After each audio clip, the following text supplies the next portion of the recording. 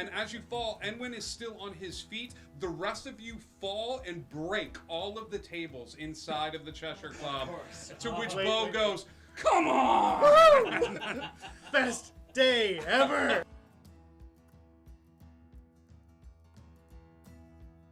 Group, though. He would work with the group because he likes Cass, and that would just be really, really awkward on the battlefield. What? I don't think that's an awkward. Perfect person to protect Cass. Wait, I like what? it. Let's go. I'm still here. I don't need protection. I'm still here. At the... I know you are, sweetie. Chris, It's okay. shh. The adults are talking. Shh. Oh, One alright. second, buddy. I like it. I'm gonna. What did Chris you think likes of Cass? I like. Where have you been? Ibs was a little pretentious. This was and my for favorite. me. I like Bob. Thanks, Perry. All Appreciate it. right. Are you gonna leave?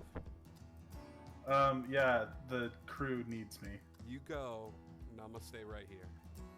Oh my god. And he nods his head. And he nods his head and walks you over to the door. And sort of opens the door. Oh man.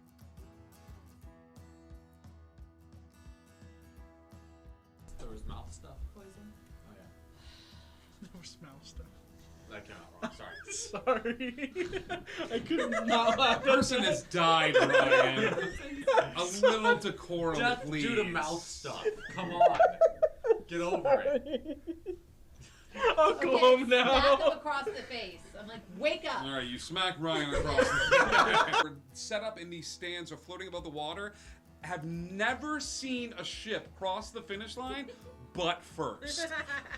And they all watch as the first thing they see is Monkey C. Written along the side of the ship, crossing and backwards. And you have crossed the finish line. Congratulations, crew. You have won the first high lock race for the briefest of seconds. Let them be. Let them love and hurt and change and tell stories and die fighting and pouring drinks and doing the right thing even though it hurts. Just let them be. We can give them that.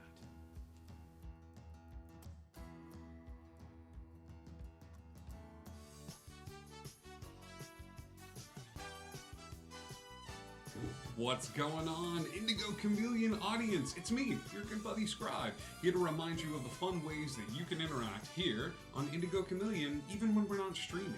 One, we've got an amazing Discord. Come and hang out with us. We would love to have you there. You can find some inspiration if you need it. There's memes.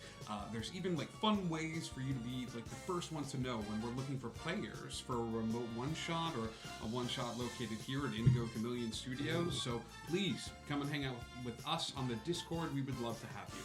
We also have a merch store. Yeah, it's a chance for you, the dear viewer, to help us represent the brand a little bit. There's t-shirts, there's mugs, there's prints, there's shower curtains. So I hear one day you will be mine, shower curtain. So yeah, thank you so much for all your support. And as always, there's always a spot here at the table for you. You are the 7th player at this spot. You can use stream points by clicking that little karma right at the bottom of your screen, right where the chat is, one of those sides. You can do that and earn stream points. Every time you tune in, you help us raid, you spread the word, donate bits. That, well, I don't know about spreading the word, it'd be hard to track that, but all of those other things will help you earn stream points that you can use to help your players when they need it the most. Thank you all so much for all your support. Indigo Connect, and hey, do you wonder?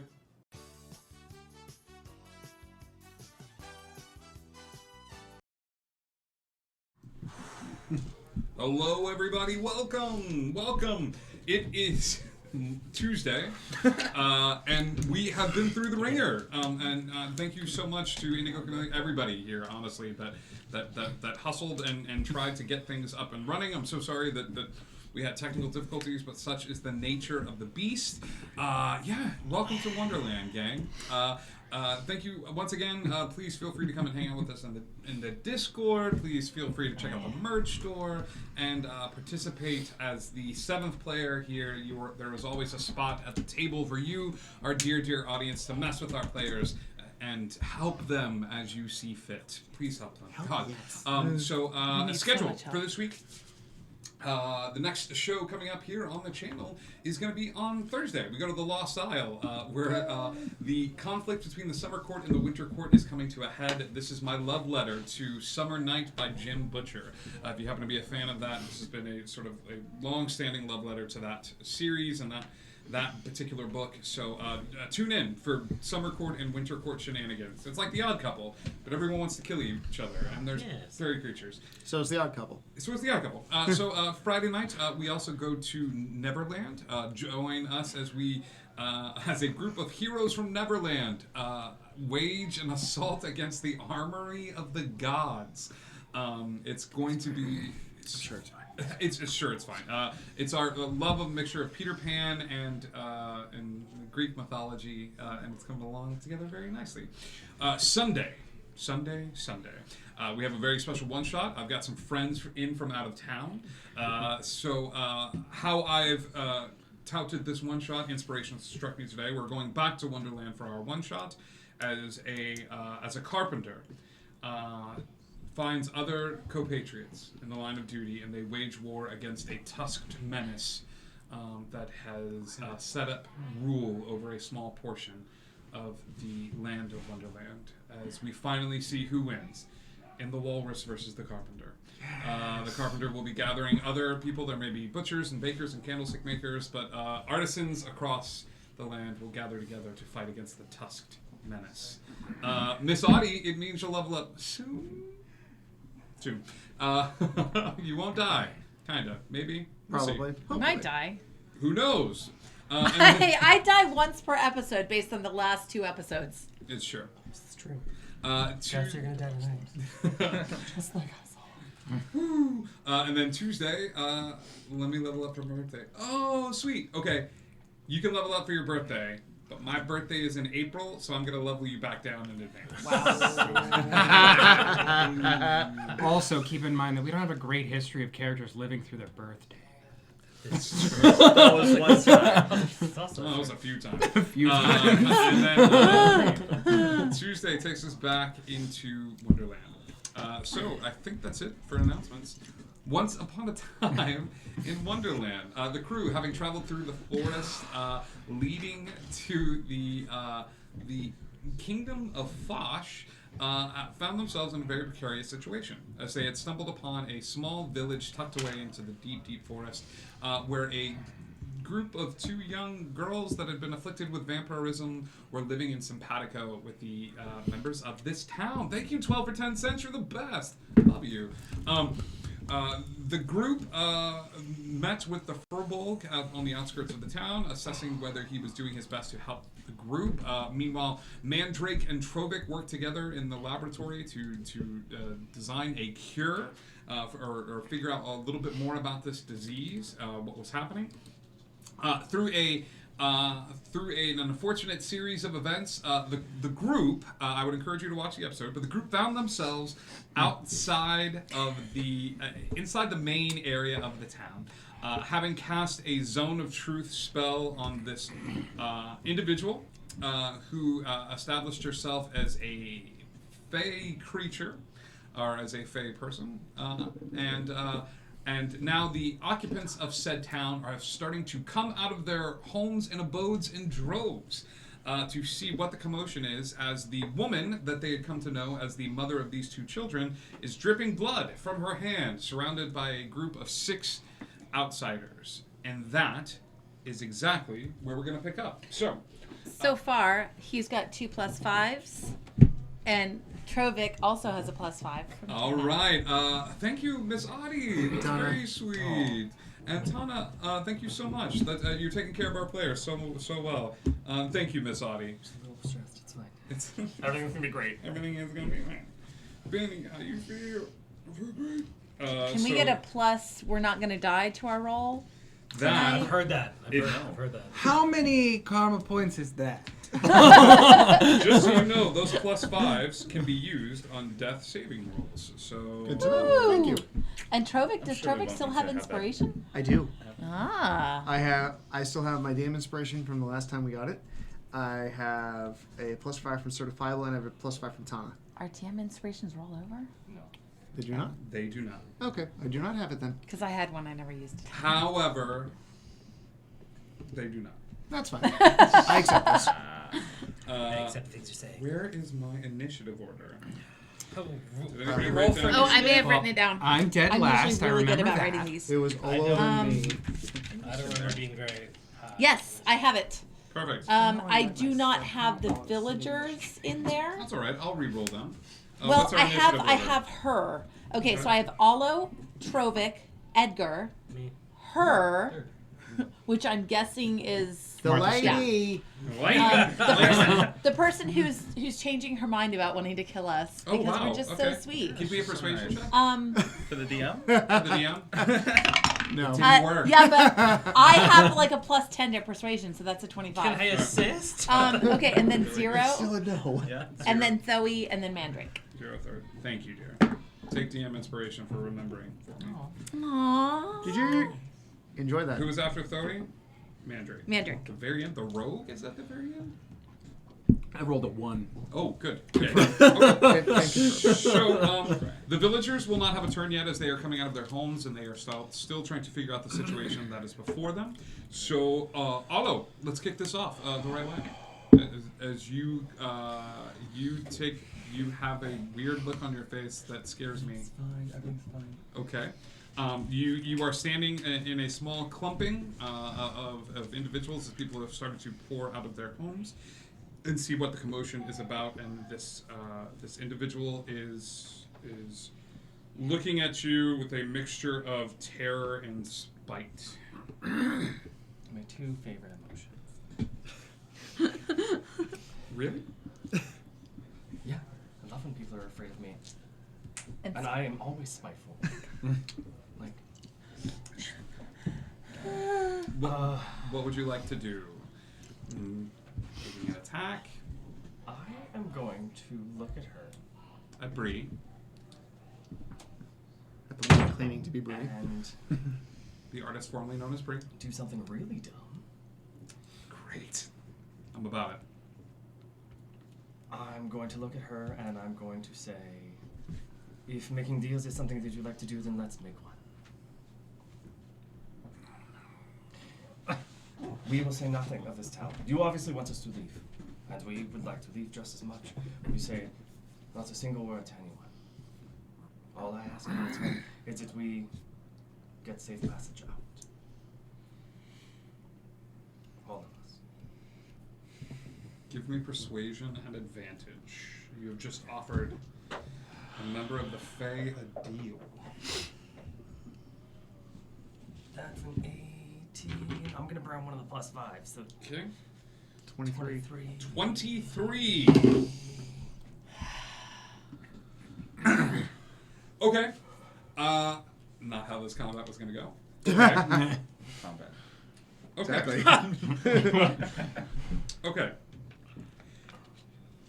The people of the town begin to pour out of the house, and as Olo says these words, the look of fear that seems to be a performance on this woman's face changes into that of this sort of like odd, wide grin that's a little too wide for this human woman's face.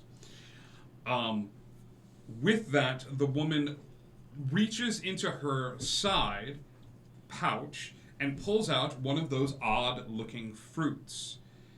I will say that that's all that happens because it is not her turn yet. Trovic, Hi. How are you? what would you like to do with your turn? I'm going to hold action. I'm going to hold an attack unless somebody makes an aggressive move towards any of my compatriots. Okay. You're just going to hold a I'm melee attack? I am holding a melee attack. Okay. Melee attack if anybody makes a move at any If anybody makes an aggressive move toward me or my compatriots, yes. Edgar. Oh, golly. This changed everything. Did it? I think it worked out well. Yeah, yeah, I'm gonna hold my action. I'm just gonna stand ready. Just kind of stand there with my hand on my rapier, just kind of just All right. Okay. watching everything unfold. God, what does she want to do here? Man, you guys surprise me sometimes. Okay.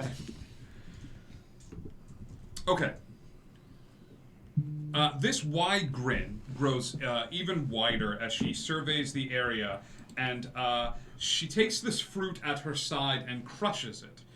And as she does, the liquid begins to run in between her fingers, and with that, there is a odd sound as every single townsperson inside walks back into their abodes and shuts whatever sort of makeshift door they had on their hut, as the liquid squeezes between her fingers. She turns to you and says, "You will never speak of this to anyone. You just wish for passage. We just want to get out safely. That is not enough payment. You have dishonored me. You have casted upon me. I seek retribution."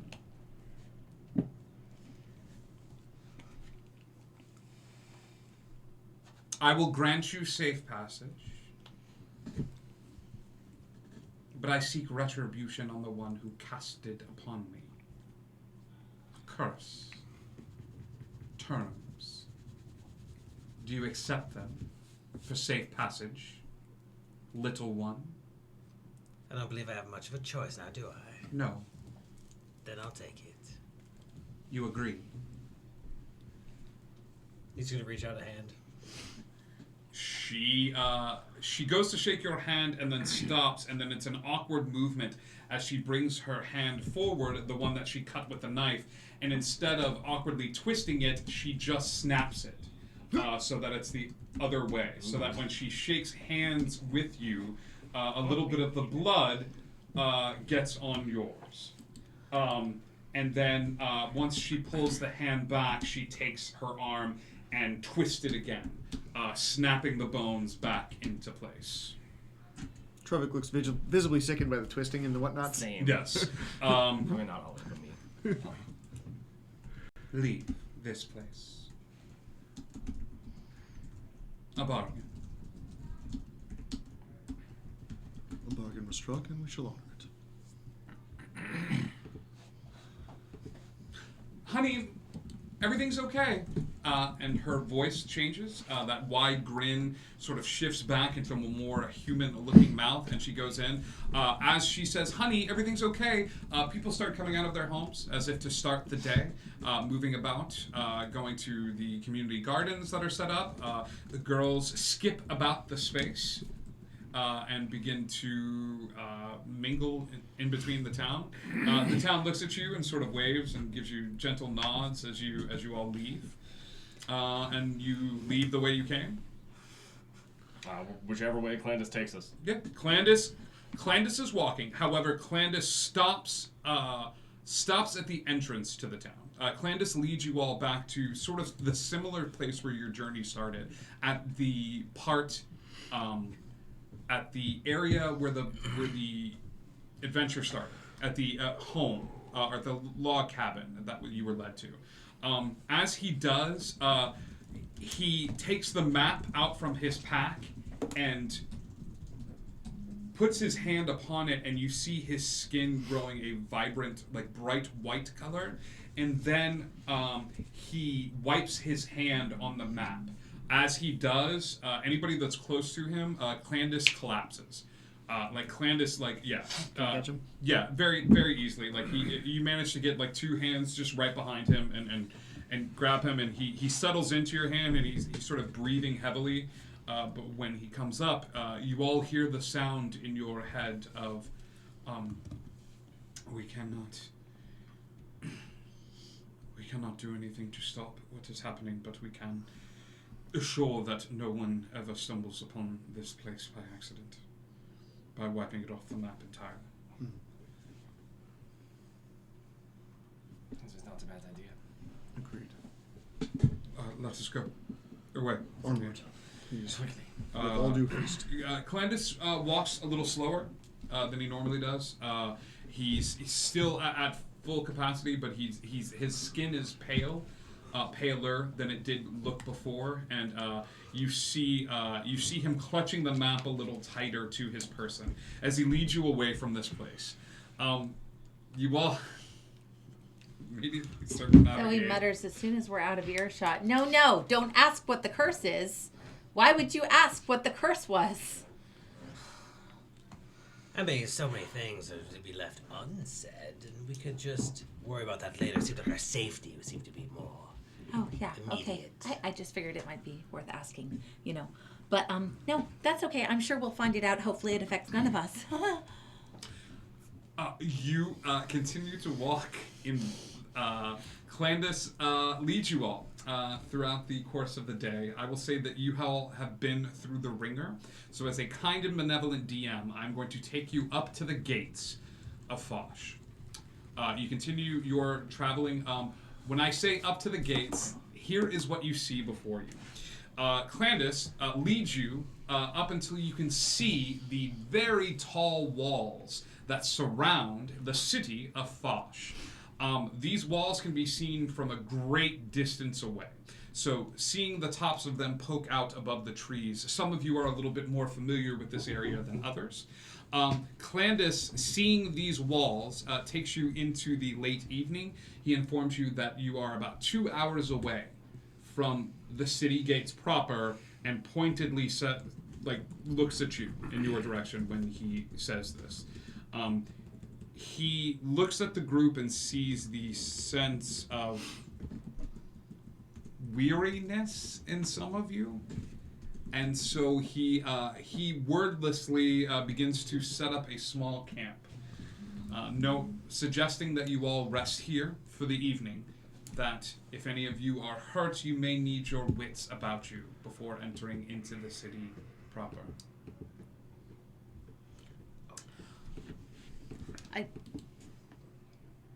That's probably smart. We should probably just stay the night and go in tomorrow. That's probably best. Having a fresh start in the morning would do us a world of good. I would agree. Okay. All of you go about tidying up the camp. I need perception checks from the lot of you. You are examining this area. We're looking terrible at poker. We're looking for a 17 or above in terms of perception. I got a 1. Those of you with a 17 or above. That's 20. 17? In case you didn't guess. Okay, so Otto and Zero, as you're sort of surveying the camp, all of you going about whatever sort of makeshift means you would to setting up a small encampment for the evening. Otto and Zero, it is you who notice in the ground there's a bunch of pine needles in the ground. It will lead to a soft bedding for you all. However, while you are sort of surveying the area and examining the space to find proper bedding and looking under the ground underneath, it's a trait that probably the two of you picked up in your time of traveling. Hey! Thanks for the raid! Can we hey, talk about how Laser. amazing Air Laser is for a name? Air Laser. You're like an 80s band I never knew I needed. Thank you all so much for tuning in. We are settling down for a rest in our Dungeons & Dragons, but the group has just stumbled onto something odd. You find what looks to be the remnants of arrowheads. They are metal.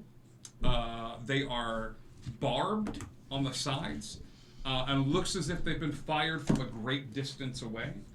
They litter the ground.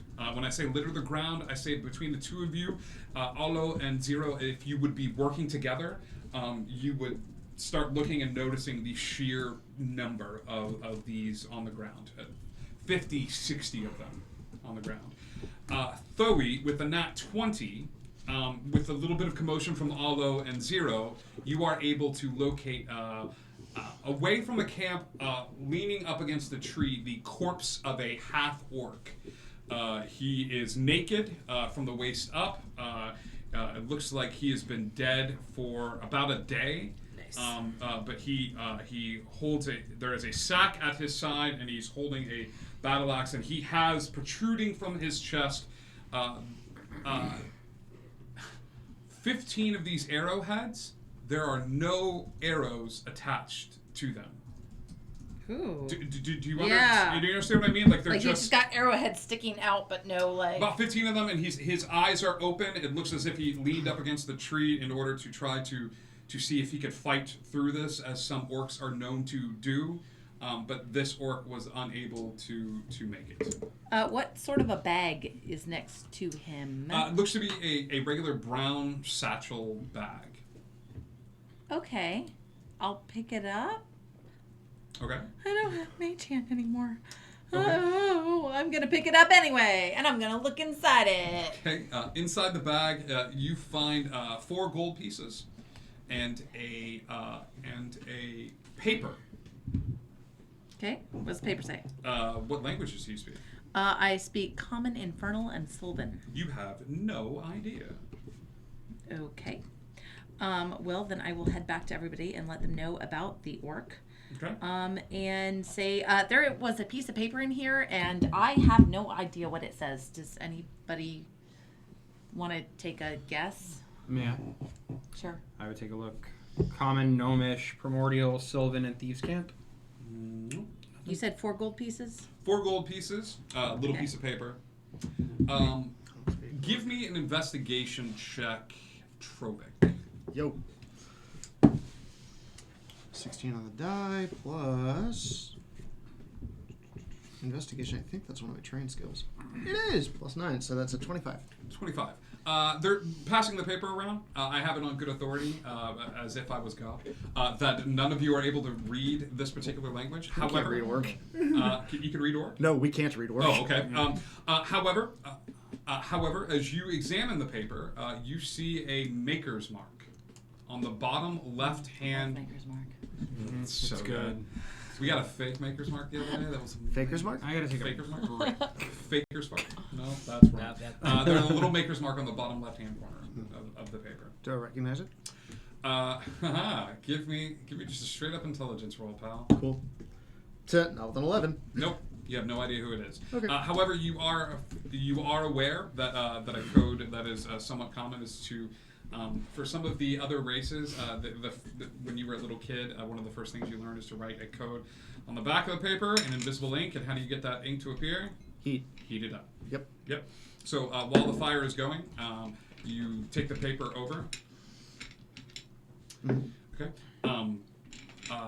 You see where the orcish script is written on the front of the paper. On the back side of it is written in common. Wanted. Research subjects for a highly specialized weapon testing.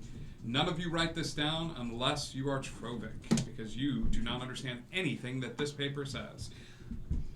For a weapon research testing brand new arrows.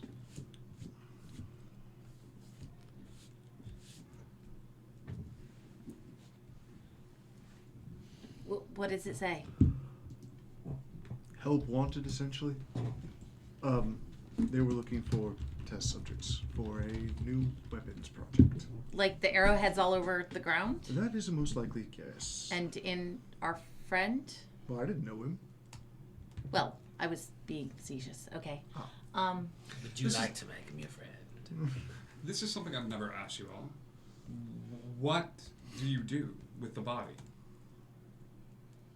Do we leave it on the outskirts of camp? Do we? I just really want to take a look at it. It's like just all the fine details of the body, of like Okay. where it's bleeding, where the I know it's incisions dangerous to say this. Edgar leaves the group and heads to the outskirts of camp. And does anybody say anything? Does anybody ask anything? Yeah. Where are you going? Just want to take a quick look. Well, You go, I just want to take a quick. You start choking, Edgar. That's not what you intended. You wanted to go look at the body. Yeah. You weren't taking a quick look around. You wanted to take a look at the body. Yeah. So there was a little bit of lie in there. So this seems like a good time to tell you. Oh.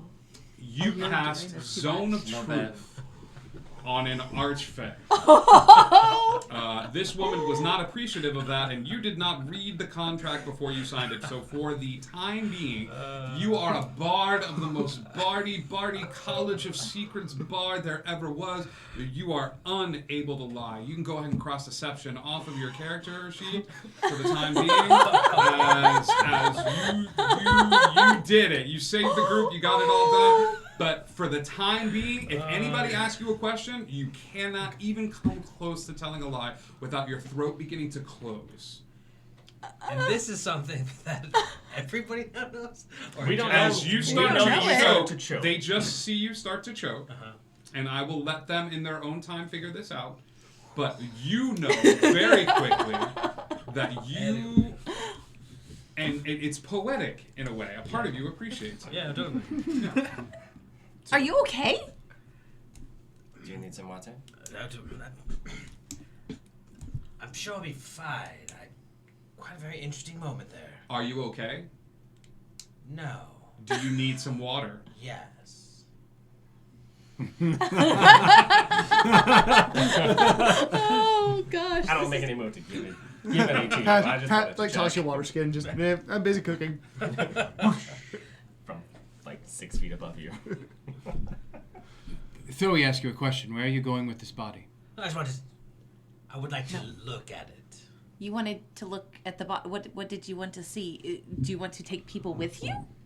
If you'd like to come along, sure. Do you want to take people with you? No.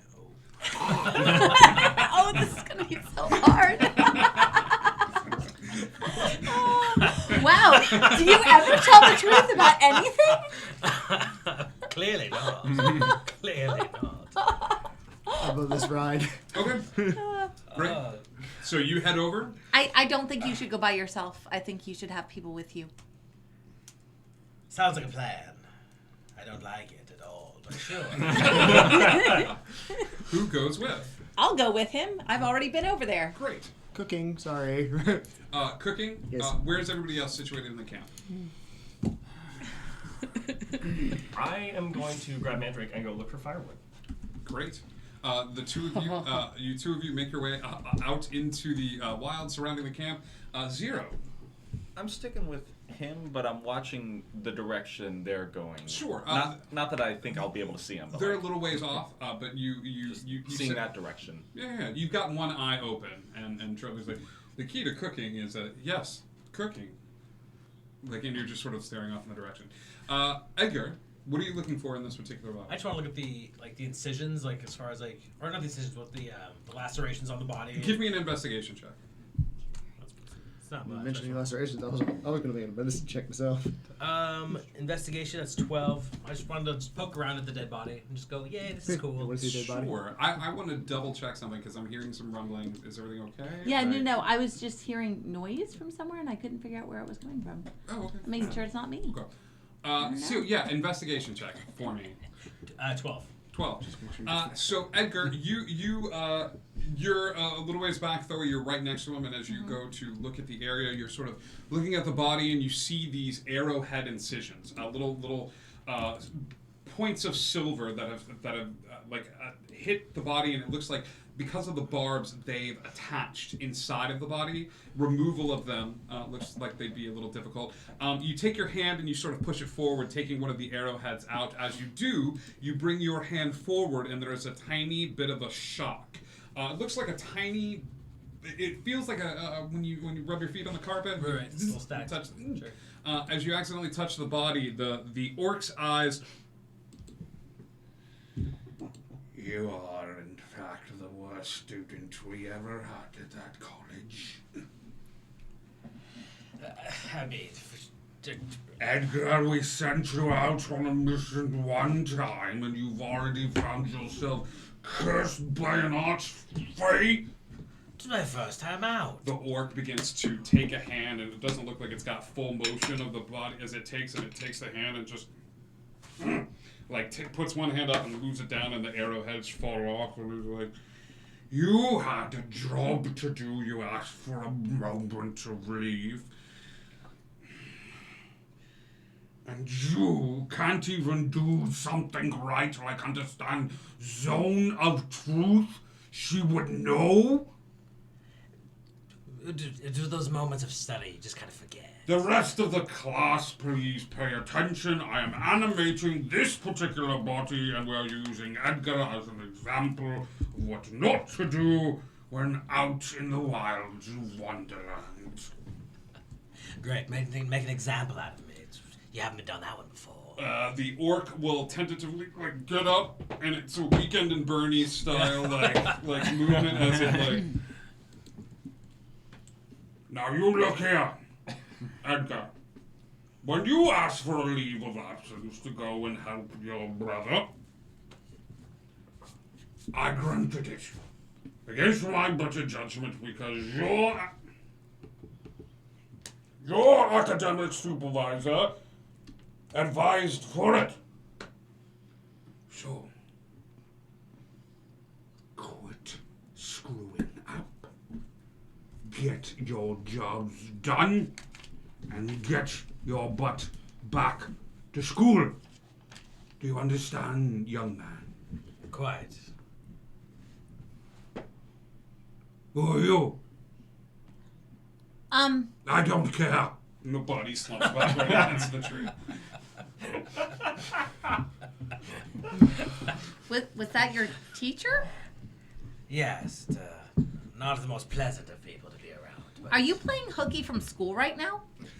That was Professor Thomas Lorenzo.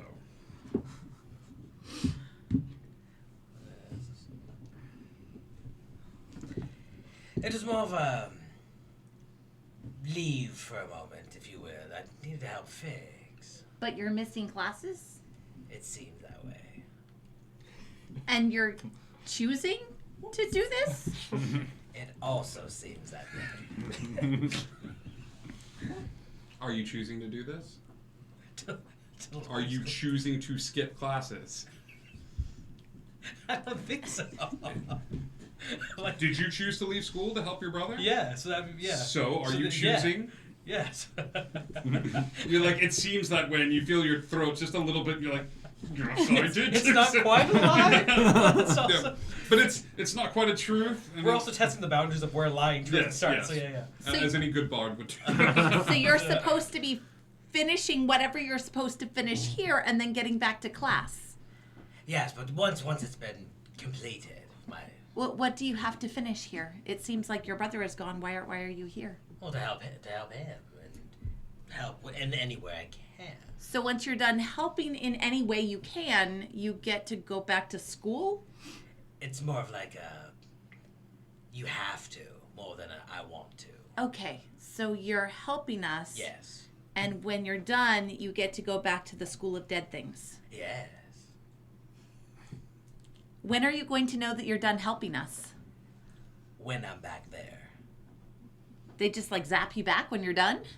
It seemed to have the portal. What's the guy? Who's the guy that brought me in first? The gatekeeper. Yeah. Hang on a minute, and this is a very important question. If they know what you've been doing, does that mean they can watch you? And if they can watch you, does that mean that they can watch all of us and see what we are doing at any given time? Only through dead things. Oh. Well, our friend out there seems to be what's able to watch us. Okay, so if we're around anything dead, they can see us? Give me an intelligence check.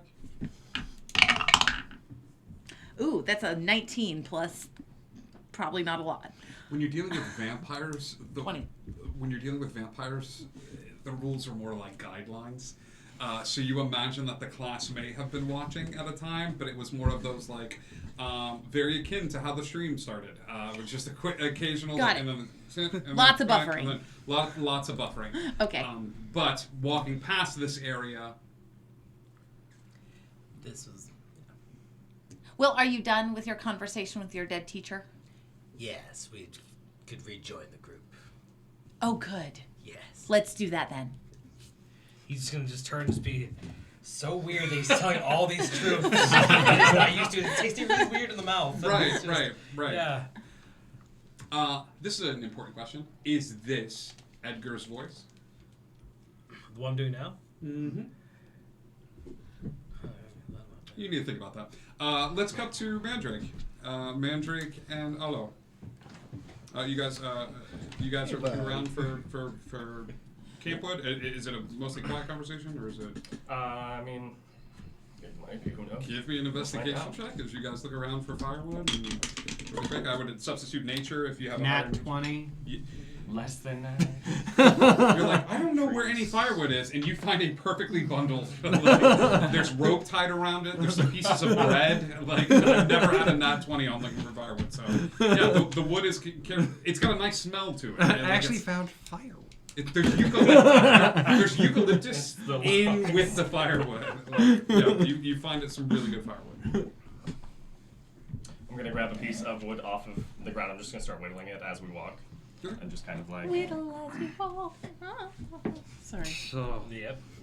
Well, I gotta go. well, that was an important conversation we're gonna miss. Do you like to whittle? No. Let's cut to Trump. Go ahead. Yeah, as I do. I find it very hard to trust you. I do like you, but it is difficult. You seem to have jumped very quickly from not trusting us to suddenly being overly interested in my brother. You have to know those you travel with. And he came seeking me in particular. And generally, those who want to study something don't necessarily keep it intact for their studies. I don't think that he has any intention to disassemble you. I don't necessarily think he does either. But we are headed into the heart of Foch. And I don't know Foch. This is like any other place. It has its goods and its bads. And you have to be prepared for the bads or you'll trip over them. Speaking of, I feel quite good. Much better than I should. And, well, I don't know how Zero is feeling, but I am concerned I might be turning. I know that we have one dose of this cure, and I can get it from Trovik, but if we're both suffering, I'm going to give it to Zero. I don't trust the necromancer to make sure that I am down. I do not trust Trovik, he will not do it, and I do not want Thorisar to do it, so if something happens, you're going to have to do it. I'm going to take the steak that I've been whittling and just kind of hand it to you. I'll take the steak. And if it comes to it, I will. Thank you. However, there are other ways. Trovik and I did find a way to hold off the vampirism. Not cure it, but hold it off. Then maybe it's not the right way that you have to stake me. But if you have to, you have to. I think we need to talk to Zero and to Trovik. But I wanted to make sure there was something in place in case. That is all. And if I were to stake you... It's really good What? to work out these terms for any relationship, really. You mean? What would protect me from Trovik?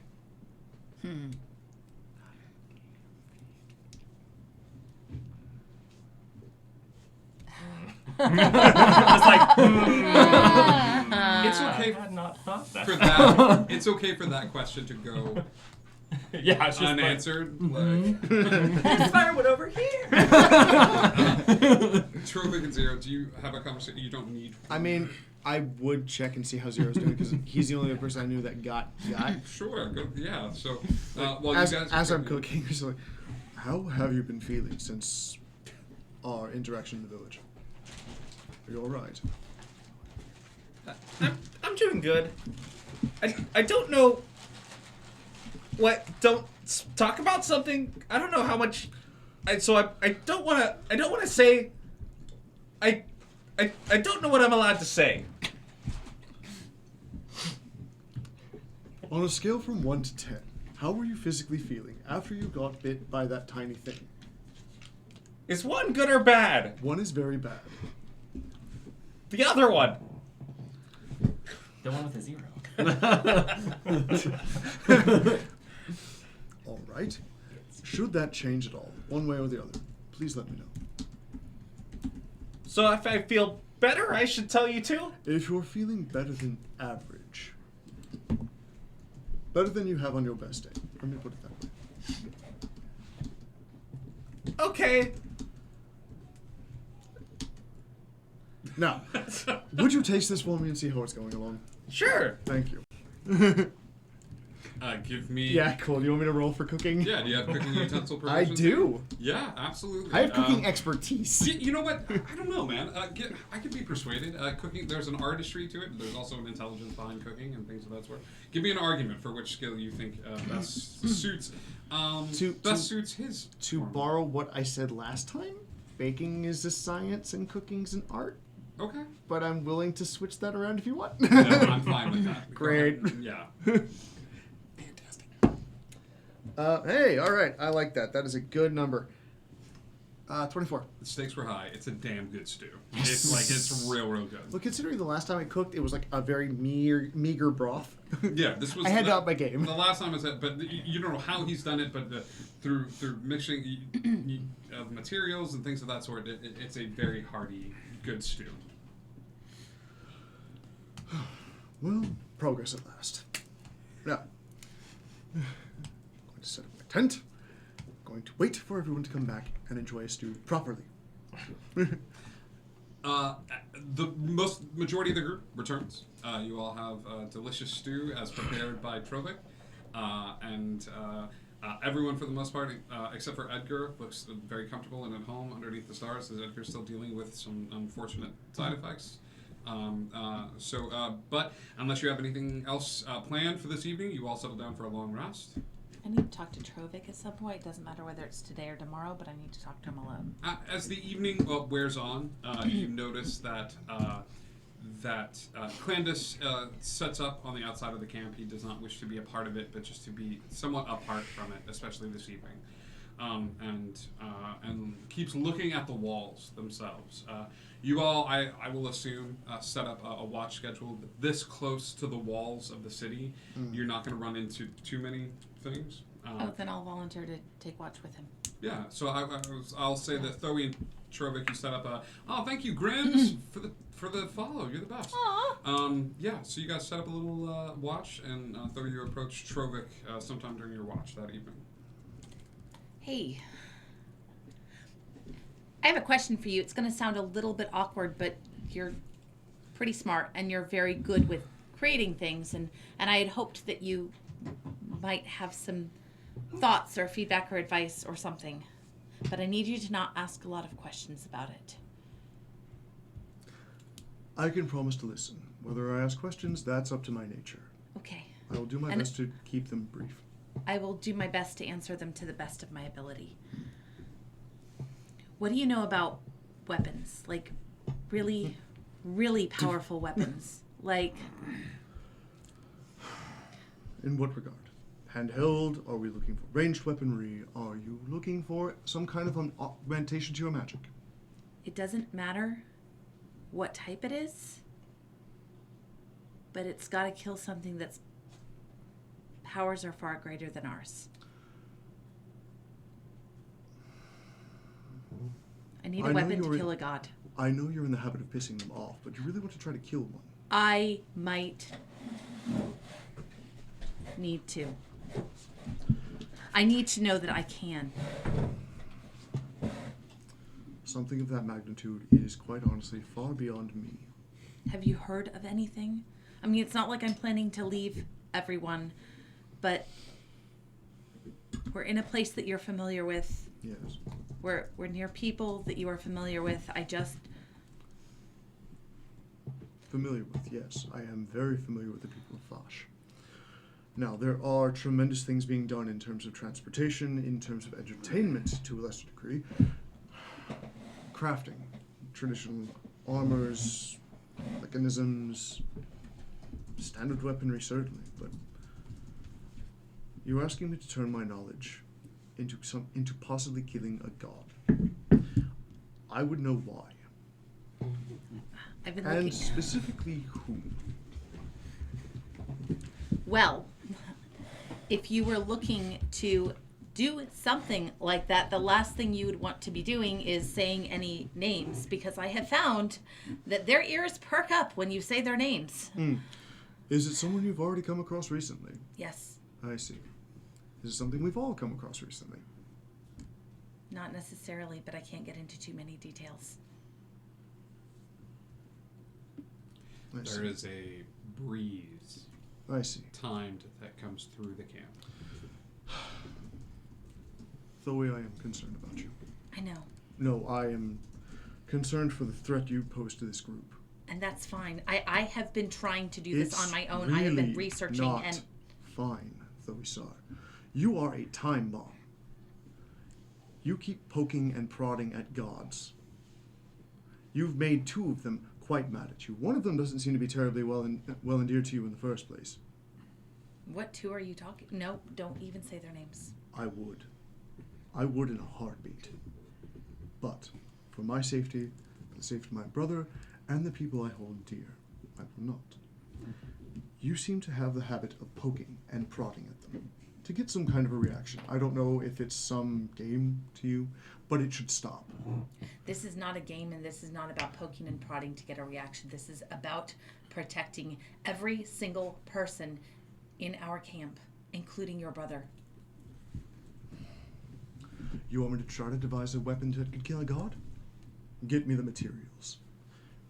I don't know what materials you need, and I know you might not know right now, but I thought if anyone had any ideas, it might be you.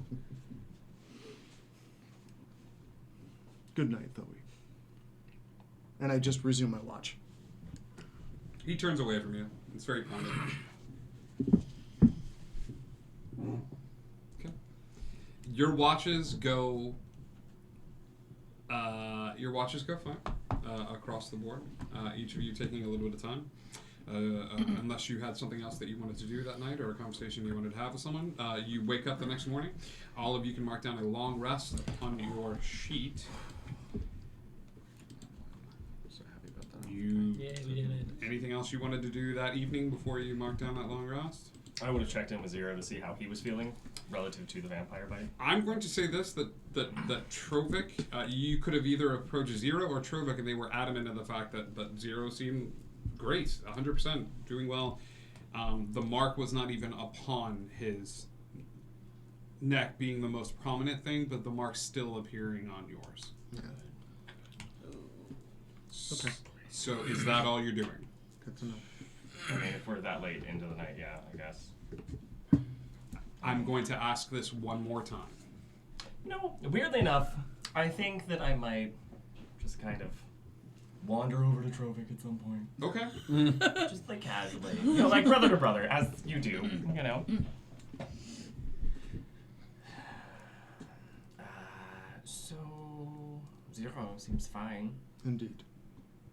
I do not seem so fine. You still have the mark on you. I do.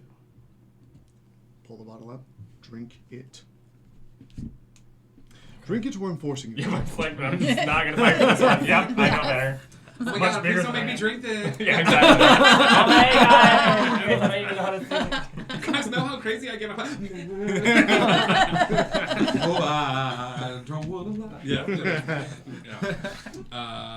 So great. You drink the potion. Go ahead and mark those marks on your sheet. That we didn't have to get to 3, so that's fine. We're great. Great. No one panic. No panic. Great. Awesome. can get rid of these 6 pages. You guys wake up the next morning. Everything is fine. You've got a long rest under your belts. Your spell slots are back. Clandis is not there when you wake up.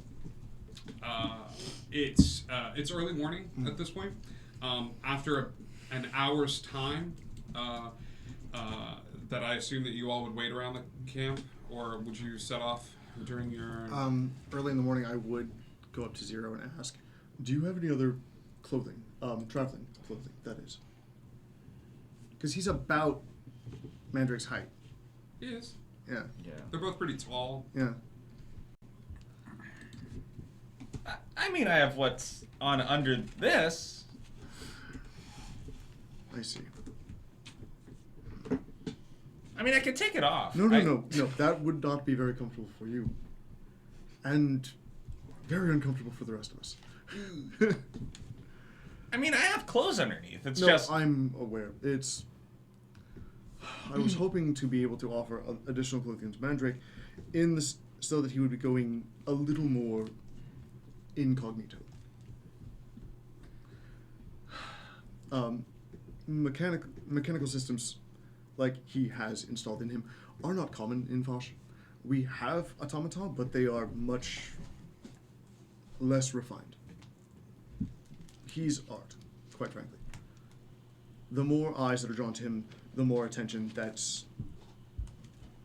drawn to the group. And I'd rather keep a relative low profile if we need to. Do you want me to give him my armor? No. Thank you, Zero. I think we'll come up with something. Okay.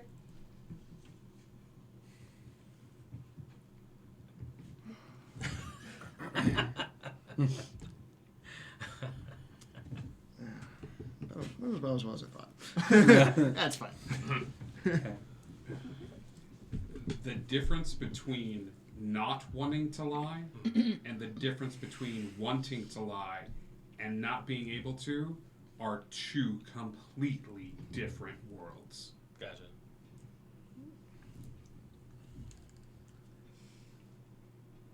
Okay? Okay. Then scratch that. Actually, yeah, no, don't, yeah. Alright. We'll talk. Yeah.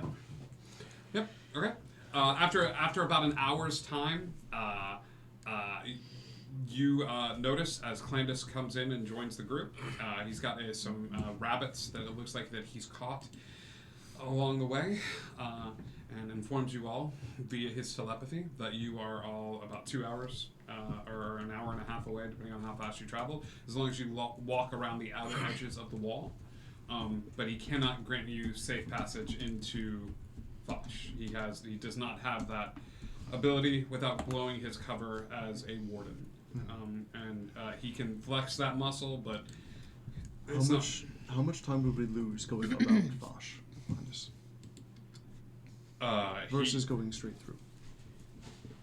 He looks at Fosh, and then he will roll out the map. He has this confused look upon his face as he sort of looks at you and says, the whole point of this, the whole reason we went in this particular direction was to go through Fosh. We could have saved time. We would have to go back the way we came. I understand. Do we not have passage? We do. We have access to Fosh as long as we have a sponsor. I can be and will be that sponsor.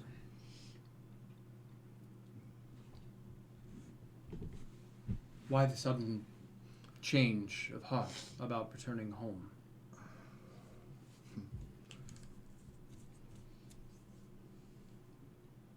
I don't want to go home yet, but expedience requires it.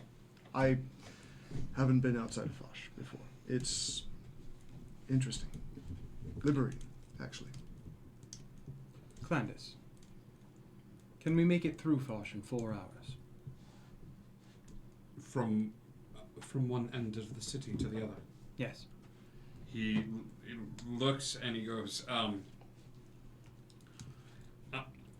I'm unsure. Did you think I was going with you into the city?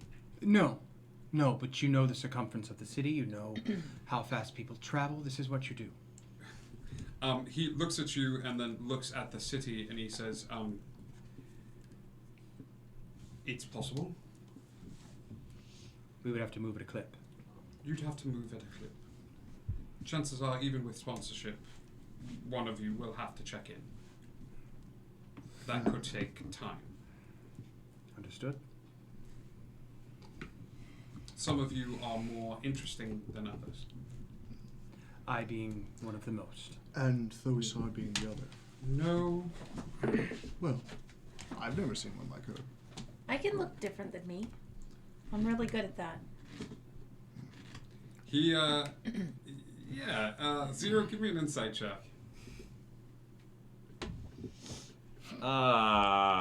Insight, that's gonna be a 9 with a +5, so 9. You're looking at him, and It's you 4 just see his eyes dart, but you don't know which direction they're darting as he looks at the group, and then you're just a little distracted. But I saw you looking at me, so I was going to give it to you. So it's great. He goes, I don't think he's the... They're the one that would be most interested in. He's not looking at Mandrake. But he turns and he nods and he just starts walking along the outer wall. All right. Okay. Through will be the fastest option. Sure. So through we go. I plan to stay hidden as much as possible. I would prefer it. Okay. You make your way along the outer edges of the wall. So we've officially taken off, like, from where we were. Dang. Okay. Do you want to take a moment? Just to talk to them real fast. Just like real quick. Go ahead. Go. Okay. You interpose yourself, like Clandis is walking and you just hold up. I believe I owe you all a very deep apology. When you're reading a book, which I've read many of, you get an idea of certain things, but when you're actually doing them in real life, it actually is much harder. The pressure's on. So I definitely apologize. But I will say this, as we are now in a group and it's been a couple of days since I've been in your company. I've read a very interesting book many years ago called The Fundamentals of Dealing with the Living, written by Teresai Vigigné. In this book, she had said, and a lot more eloquent than I'll put, when you come into a group or party, be an asshole. And if you're still in the company after a few days, then seek their friendships. So that is me seeking your friendships. I am in your hands. Everything is for you, and as recent events has shown, I am at your mercy. Why would this author want you to be an asshole first? To test the patience of the group. It was I the would imagine. book. The book spoke the words and read them. I did. So we haven't really met you yet? Maybe not. But have they met you yet? Yes. There's no babies here. No. You go, have they met you? And you're like, maybe not.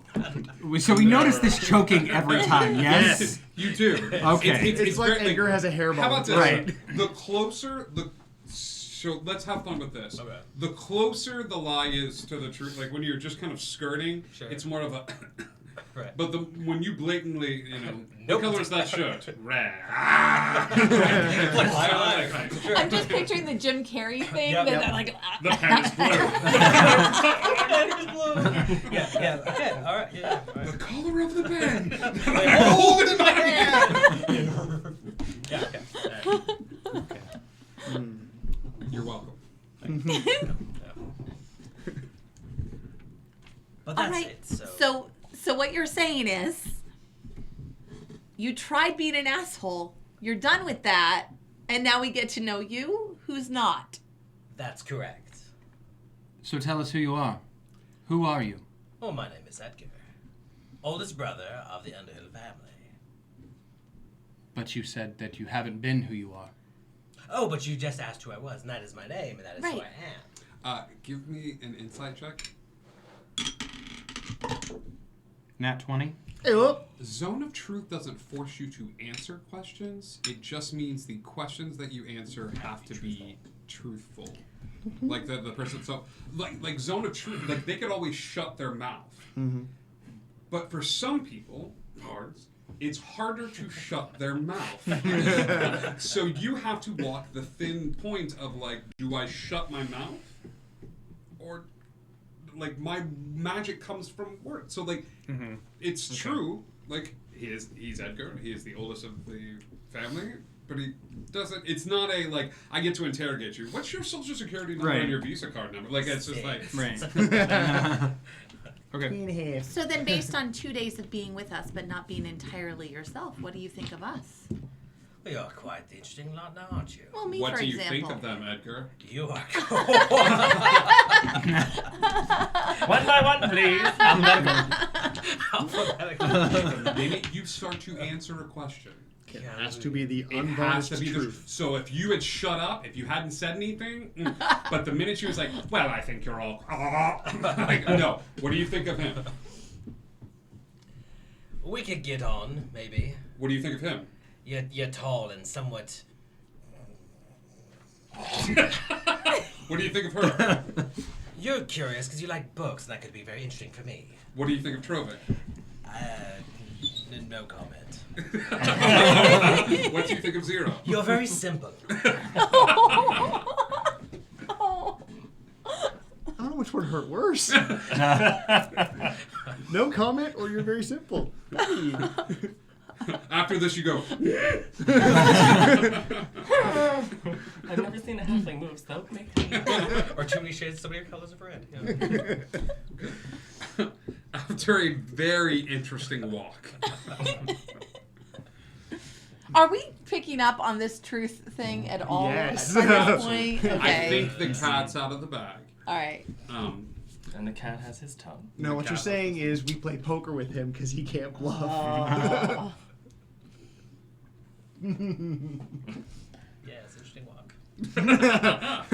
It's like, You're going to have so much fun with this.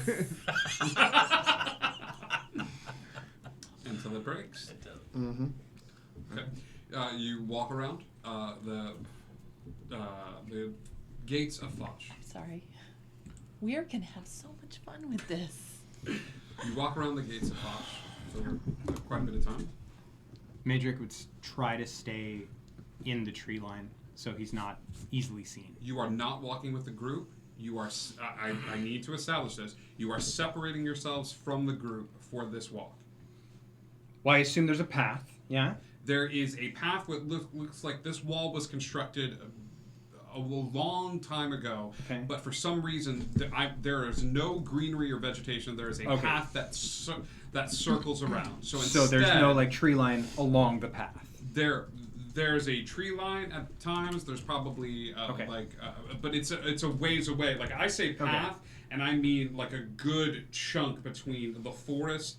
Okay, and this then I would large stay with the path. group and I would cast disguise self on myself to look like the to look unassuming. Okay. I to not look like this robotic ceramic man. Okay. Give me a deception check. Flash of genius, because I want this to work. What is the distance between Flash of Genius and the person you were giving it to? Flash of genius? 30 feet. 30 feet. I will say he's on the tail end of this. I'm going to give you this one. Cool. Okay? Thank you. I appreciate that. Flash of Genius. If you're concerned, I can just turn you into something smaller. You are not. You are not. He has separated himself from the group. He already like, did. Okay. He's 30 feet Yeah, away, that's fine. and he's like. Yep. No, I said that I didn't go into the tree line. Oh, but no, I you're cast saying disguise self, instead of doing that. Got it. Okay. Yeah, Okay, because I don't want to be too far away from the So group. it's a +5 with this Flash of Genius. So add a +5 to what your deception roll is. 15 total. Okay. What are you disguising yourself just as a random? As Mandrake Classic? Mandrake Light? Yeah, Classic. I would, you know, make the porcelain look like skin, make the hair look like hair, just look like Mandrake. Okay, got it. Yeah. You cast that spell upon yourself and continue to walk with the group. After a bit of time, you find yourselves at the spanning front gates of Foch. The gates go all the way to the very top of this wall, spanning into the sky itself, looking as if these gates, if they were to open fully, might be open for something incredibly large, a titan, a gargantuan, a giant dragon to come through those gates. However, there is a smaller gate at the bottom connected to this door. There are no guards, like physical guards or otherwise. When I cast that, I would have taken note of the time because I know that I have 1 hour. Right. So I would say you would wait till you got to this point. Okay. Okay. Yeah. You would come to this area where there is a warforged, more traditional looking warforged standing at this gate. They are very large, metal. They're missing some of the finer points that Mandrake has with his new body. But this warforged is standing there and looks like he is in an inert state, looking forward for a bit of time and next to the door. For you, Trovik, this is odd. You have never known in a warforged to be standing at the front gate. It is usually human visitors that are, or physical beings that can be used to test all of those that seek admittance into the city, because all are welcomed should they be deemed worthy intellectually to make their way into the town of Foch. So that the fact that there is a warforged out signals this is unusual. Odd. Looking up at it, it is completely inert. I don't see a spark of light in it. Its eyes are on, so you know that it is in a sentry mode, but it continues to stare straight ahead. State function? Sentry. Trovik Gorgehorn returning to Foch with sponsors, with guests. State number of sponsors. 1, 2, 4, 5.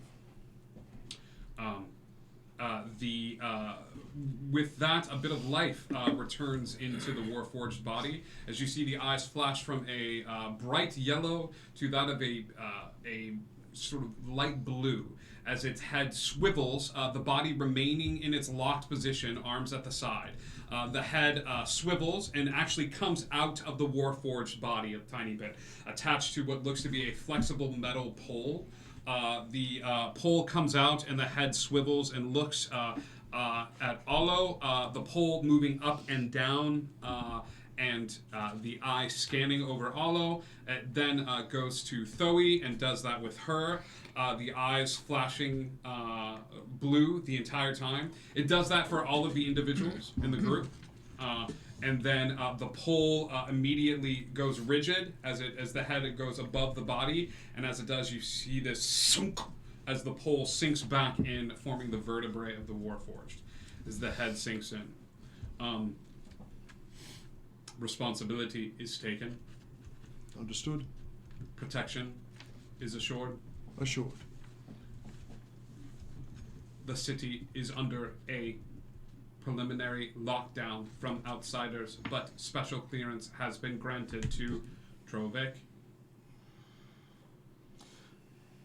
Reason for quarantine.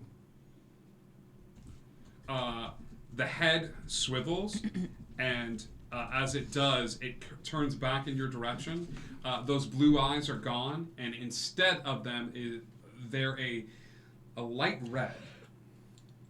And then it looks like a pre-recorded message back in the first days of Foch. Foch has assumed the role of political asylum for the time being. And then the head swivels back.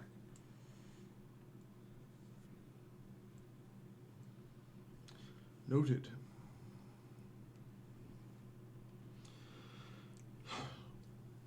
Could you get the door, please? With that, the guard does not move, the warforged, but the door swings open. Thank you. Quickly. It's on a bit of a timer. Yeah. You make your way in through... Quickly, let's go. You wait till the very end and sort of... exactly. Welcome to the city of Foch.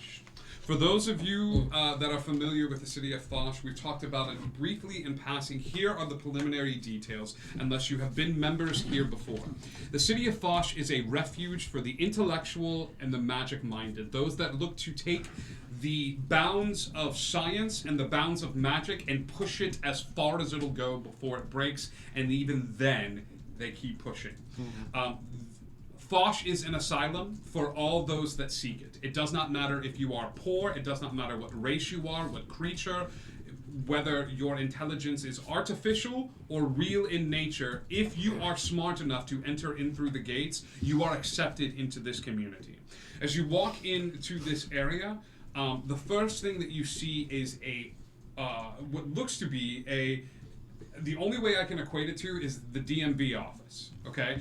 Multicolored lines on this dirt road leading off towards different areas. There's a yellow line that leads to a small building off to the left. There's a red line that goes like 3 buildings down and to the right. The green line goes to another building in particular. Standing at the crossroads where all of these lines sort of come forward, it's a white line that leads to a small gnome at what looks to be an information desk. As the gnome is sitting there, and the gnome has a small cube in his hand that he is twisting over and over and over again, and behind him, floating above his head, are 7 other cubes that are just in different positions that he's sort of twisting. As one cube unlocks, the cube vanishes, and he grabs one of the ones from the air and begins to look at it and test the different combinations found therein. New record. Oh! Hello, sorry. Yes, he'll take the cube and put it off to the side.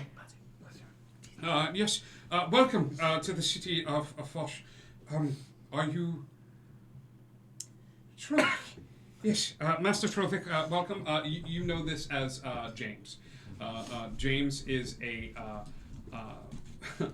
spiritual entity that was created when Fosh was created.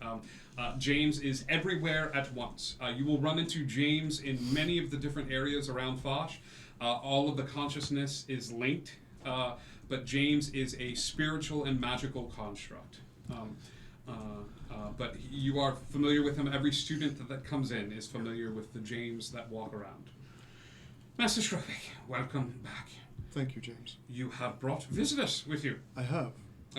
Well, one returning. Yes. Hello. Sorrow. Hello. Your parents will be pleased. Indeed. Sorry, James, can't stay long. Just getting a few more supplies and then heading back out. Yes, of course. Please make your way down the blue line for processing, and we will be doing a thorough scan of all of the individuals here to make sure that they are not harboring any sort of weapon or ill will for Fosh.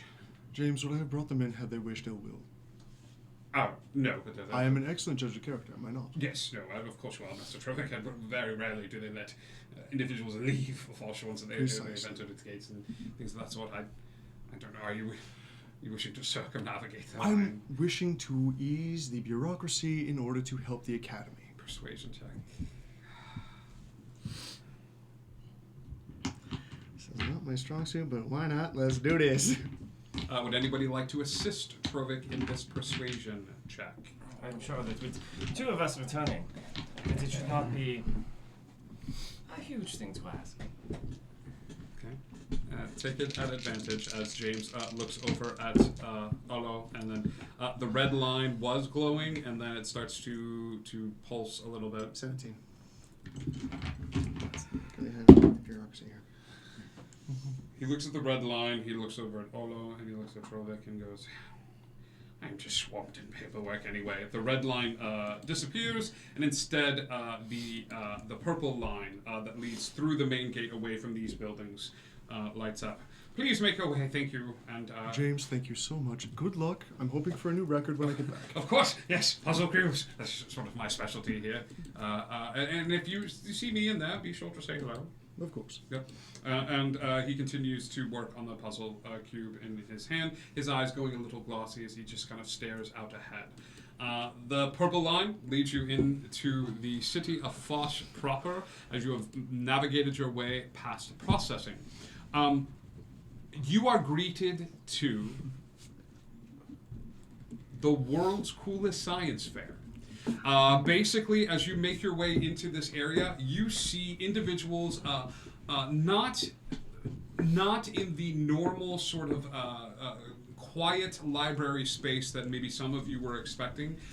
These are people that are fiercely smart and fiercely passionate and have found their home. Occasionally fiercely competitive. Right. So each one of them wears unique clothing. You see some of them wear these bright colored clothing, and they're wrapped in conversation. As you walk past this area, you realize that you are in Restaurant Row. All of the quadrants of Foch are separated in such that you know when you go to a particular quadrant, you know exactly what you're getting in that quadrant. There is a clothing quadrant. You get clothing there. There is a food quadrant. You get food there. There is a research facilities where you go to do your research, and there is a lodging quadrant where you go for lodging. Right now, the area opens into the food quadrant as most people spend the good part of their morning here. You see many of them drinking this odd black liquid in cups as they gesture wildly. They are races of all different sorts. You see gnomes, dwarves, elves, races that you have not even seen before. Individuals of an odd purplish hue on their skin. You even see at one point this gargantuan creature that's coming through that just looks to be a large mass of goo.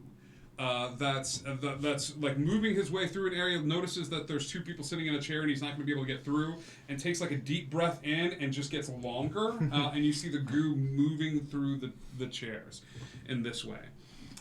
You have made your way to the city of Foch. Most of these individuals are wrapped in private conversations and are talking about wild things and drinking this odd black liquid that everyone seems Is there to a stand for the black liquid? There is a stand for this black liquid. There's several stands. I'm getting 5. Yeah. One for each of the people who can imbibe. Trovik, you're home. Yeah, as you go exactly. over to this stand, I'm going to say it'll cost like a gold piece to get everybody a large. But Trovik hands each of you a large cup containing this black liquid. It's warm. And hands each of you a cup filled with this black liquid. Bit of a pick-me-up for the morning. Hello? Of course. Thank I you. just downs it. Oh my god, it's bitter. It's bitter, but it feels great on your throat. Those of you that do drink it, does everybody drink it? Sure. Yeah. It's real bitter, pal. I mean, it's real bitter. It's real warm. Bitter as the lies you've told us. Try it and then like.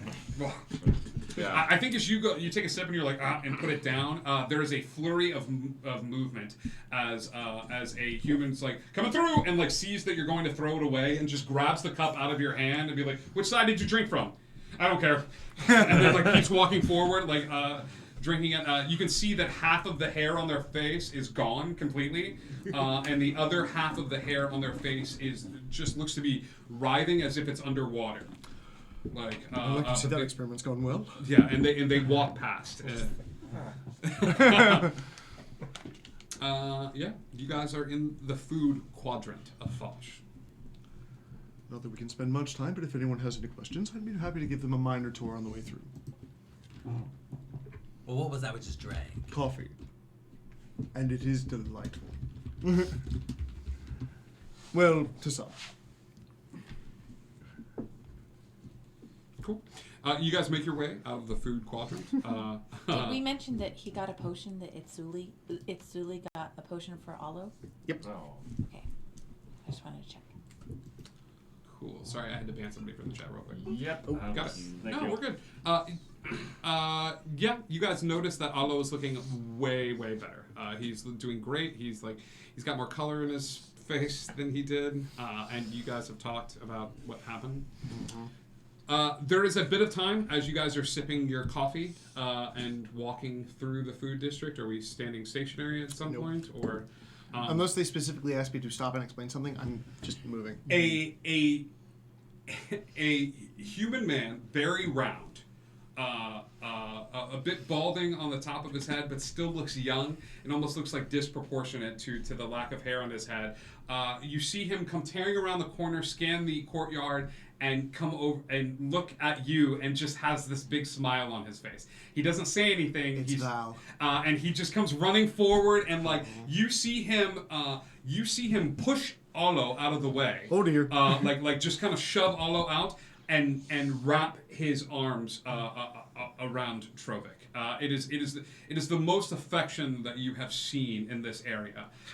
You don't hear any sound come from him, but you see him looking at Trovik and just sort of like looking over him and like checking to see if there's any hurts or bruises or anything like that. And like out loud, I'm just like, Valestan, I'm fine. You also pushed my brother. Like having not stood up, still just really annoyed from the ground, just like he looks at you and then looks back and then like extends a hand outward to you and picks you up, and inside your head you hear, "Oh, I'm terribly sorry. I was so excited, and sometimes it gets the better of me, and then sometimes things just go a little bit fast." He has that effect on people. I understand. In my head, it is a pleasure to see you again, Oro. You look taller. That was wrong. Just like once again, much akin to the voice that you heard before when Clandis talked in your head. This voice seems to enter into your head and then just seem to like bounce around like a ping pong ball in your head, and then the ball just kind of shoves over to the next head and bangs around a little bit. He goes, "It's a pleasure to meet you all. I'm Val, and I'm very good friends with Trovik. We're lab partners together, and we've worked on many experiments. And sometimes I have these ideas in my head, but I can't really manifest them. But Trovik is far, far greater at I am than putting those ideas down to paper. And some of the ideas that I've had recently, I've had just wave it a little bit. What is that? Sketches. May I see them? Breathe. Valestan. Thank you. Where have you been? Out for the academy. You hear this voice. Did you find the porcelain man?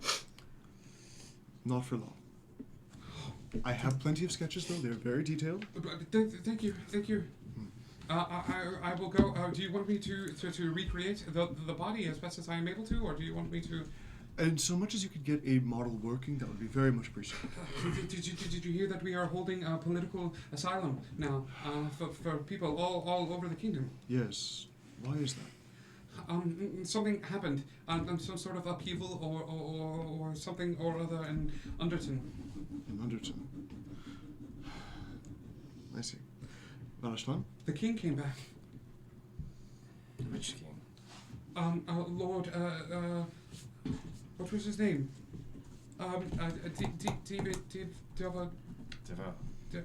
Yes. Excellent news. Valestan, I will meet you in the lab as soon as I'm able. Okay. But I really need to show my friends about. There is something I'm working on, so please come and get me before. Of course. Okay. Page 3, second paragraph. Okay. If you could isolate that for me. Specifically, I'm working on portable fog. He takes off running. He takes off running over to the research quadrant and area, and heading over into that particular quadrant. My research associate. He can introduce himself, I heard. Yes. Sort of. He means well, but a little overexcited. For the time being, because you have circumnavigated the processing area, it seems to be as if Val is the only person that is aware of your presence in the city. So do with that what you will. Yep. You are here. You are more than welcome to circumnavigate everything and there is to do in this particular city. It will take you a few hours to walk through it in past the various quadrants and different areas. You are aware that there are fields that span outward, because some of the experiments that are done in this particular area do not care for public safety people or public safety, so you will have to go past the testing fields in order to make your way to the rear exit of the city. How are the rails? The rails are still operational and still working. You know for a fact, unfortunately, that visitors are not allowed on the rails, because the rails also have access to the restricted areas of Foch. So if you are a visitor, if you're walking around, you need to walk on foot. Yep. Because I mean, you will see them traveling overhead, but you know. Yeah. Trovik, They said that Foch pushes the limits of magic and science. Very much so. Would there be a way here for me to look like this indefinitely? Or for at least a longer period of time? I imagine there's a ring or something akin that would be able to enhance the availability of that spell you've cast, yes. I feel it may take us more than the amount of time I have here, so it might be wise to... We might need to stop by the research district. I don't think Val's been working on that. There's a research district? Oh, yes. It's where I spend most of my days. Or did. Before I came outside. Will they let anybody do research there? Depending on the subject. Curses. Not usually our field of expertise. But then we're not usually ones to get cursed. Just asking questions. A valid one, I suppose. Okay. How's Zero feeling in all this? A little overwhelmed? Zero, it's Lots of smart people. There's a lot of smart people walking around. And they seem to not pay any mind to any of you. Like, you as far as they are concerned, are set pieces that are getting in the way of them having animated conversations with other people, and you are standing in the line of different areas and things of that sort. So if you are looking for anything in particular, if we are headed to the research area... Where are we at in my timeline? Of an hour? Yeah. I'd say you're about 20 minutes in. Got it. I can always turn you into a cockroach. You could do that. Please don't. A rat? I think that I would like to stay the way I am Just for him, now. perhaps? Well, I mean, if he wants to hide. Spider. Moving on. So, if you are wanting to go to the research district, Trovik will lead you there. It's going to be the lesser areas of the research district because I can't get you guys into the fun parts. Do you think I'd be able to purchase what I need with this? And I will open my pouch and show him the 13,000. Not like broadcast, just literally, show it to Troll. do with this? It's certainly possible I could fund a bit of research if we talk to the right person. Yeah, okay. Okay. Very quietly, you go like, hey, is there anything that we could do with this? For the most part, people aren't paying attention. Yep. Until you take a sack of gold out, like even covertly, and we'll be like, hey, I've got like, and you said 13,000, right? Like, No, Matrix said that, or you're just like, is there anything you can do with this? Anything I could do with this? You see a few people at the tables like look over at you and look at you like showing him I just look at them, raise my eyebrows a little bit. Give me an intimidation. Okay. Not 20. I think one of them pops up and he's like, "You have Grantma," and then like sits down. Like tap the mark. The mark. Dibs.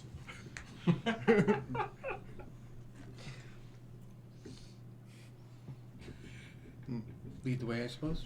Indeed.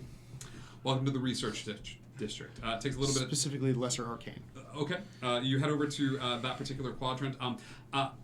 Guys, the sights and smells of the research district reach you before you get to the research district. Large flashes of light, multicolored plumes of smoke. Occasionally, you see individuals leaning up against white posts that litter the street. Every 2 buildings or so, there is a white post with an individual sitting in a chair. And they have a book in their hand, they're wearing a holy symbol, they're wearing a white robe, and they're sitting in a chair. And occasionally, as you're walking in through the research district, you'll see somebody come running out of one of these buildings holding an unconscious person in their hand, covered in burn marks, and the person sitting in the chair will like reach over and place a hand upon them. Again, turn it down a bit. Got it. And the 2 of them will run back into the space, and the cleric will just go back to their book and flip the page again. You walk by another building as well, where you see the entire building all of a sudden start having water come out of all the windows of the building and in the front door, and like 8 goldfish like flop their way out like the front door and are just kind of flopping on the ground. This particular cleric is like asleep, and when the water comes out, they like look down at the goldfish and they take their shoe off and they kind of yawn a little bit and they just go boom boom boom boom boom boom and all 8 go. It's like, okay. Different circle, different circle, different circle, different circle, and they all go running in, and then they like put the shoe back on, and then just lean back up against the post again. Going over to the Lesser Arcane Research District, the sights and smells are a little less than some of the other areas as you go. 4 buildings now. As you go past Arcane Research, and you go past. Weaponology, and you go past planar travel and planar systems. You go over to Lesser Arcane. What is the name of the person working the Lesser Arcane? Oh, it's Frederick, isn't it? It's Frederick. Oh, great. So go ahead and give me a D20 and add your charisma to that, as Cool. you remember Frederick. I do remember Frederick. That's an 11 for Freddy. Okay. You and Freddy didn't always get along that well. You and Frederick, Frederick is thinks he's like very big and very powerful. You know for a fact that Frederick is hiding a band of intellect under his toupee. Mm-hmm. Like you are almost 100% positive, but no one has ever been able to get him to take his hat off. They won't let me near him with a magnet. That's the problem. Frederick is a Goliath, and you know for a fact that he's hiding a band of intellect under there. But he, yep. you know, no one's been able to prove it. So, but you realize that Frederick is the only building that looks to be occupied at the moment. I'm going to hate doing this. Knock on his door. Come in. Hello, Frederick. Trovik! How are you, little man? And he like comes over and like gives you a hug, pats you on the head. Look at you! How's been your travels out in the wild? Productive. Good, good. I have come across a great number of things that I think could really benefit Fosh. Ah, lovely. You really should get out of the lab more, Frederick. Oh, you know I can't do that. They actually need me to do things here. I'm not expendable. Indeed. I was wondering if you had made any progress in illusion magics, lengthening spell duration. There's some grant money in it for you if you have substantial results. What sort of grant money? Substantial grant money. What sort of illusion are we speaking of here? Frederick. He closes the door and he leads you upstairs. You see a workstation that is meticulously well kept, and so much so that there is chalk outlines for everything that is on the work table, including little scraps of paper that seem to each have their own sort of like chalk outline. Like that's where he lifts them. And as he lifts a piece of paper up and looks at it, he erases the chalk line and then like puts the paper back down in a spot, and it does a new chalk line around the paper. And he goes, "What sort of illusion? Are we talking massive scale? Are we talking dragons? Are we talking about single individual medium build? Modification? No, simple illusion. Permanent status?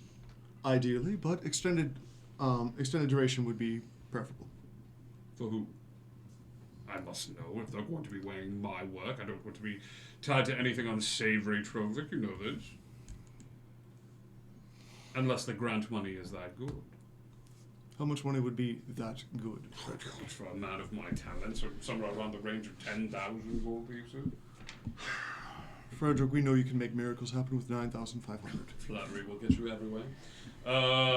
9,000, you said? 9,000. And I hate to do this, but I will give you proprietary blueprints that I've drawn up. One set of proprietary blueprints. You give me the owl? Gods, no, not the owl. Give me the owl. At 9,000 in the owl, that's what I'm going for. Start swearing at Minotaur. Fine. The owl. He reaches out for the gold. I'll hand him my sack. Thank you. And a patron. Not to worry about it, Frederick. 9,000 gold. And give me a moment. Frederick, over here. Yes. Do you want these or not? Frederick, do you want these or not? He's wearing the hat. He's wearing a hat. Is that the hat? Frederick, you know what the hat looks like. That is not the hat. Do you want the blueprints or not? I can put these away. No. I will take them. Another 500 for discretion, if I need to, because I know You may you've... want to have him take it off.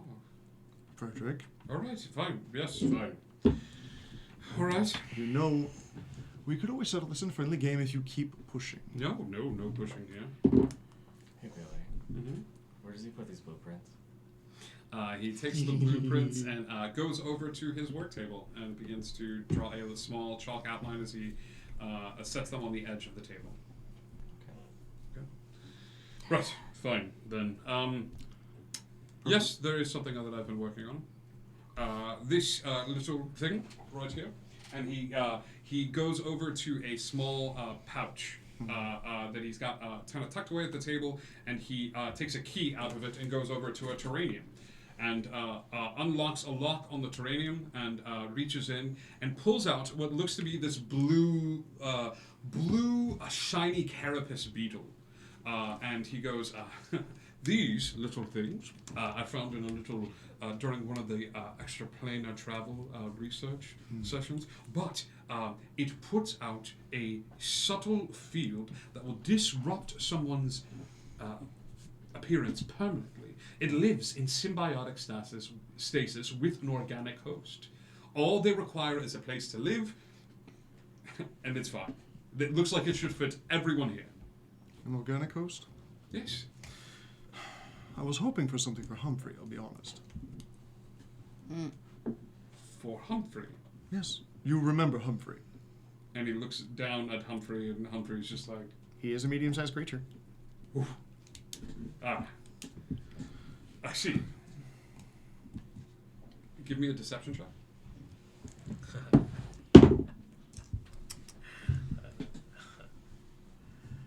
Deception. 16. Well, I suppose you could use this. And he takes the beetle and he puts it back in the case and pushes the top close. He does not lock it.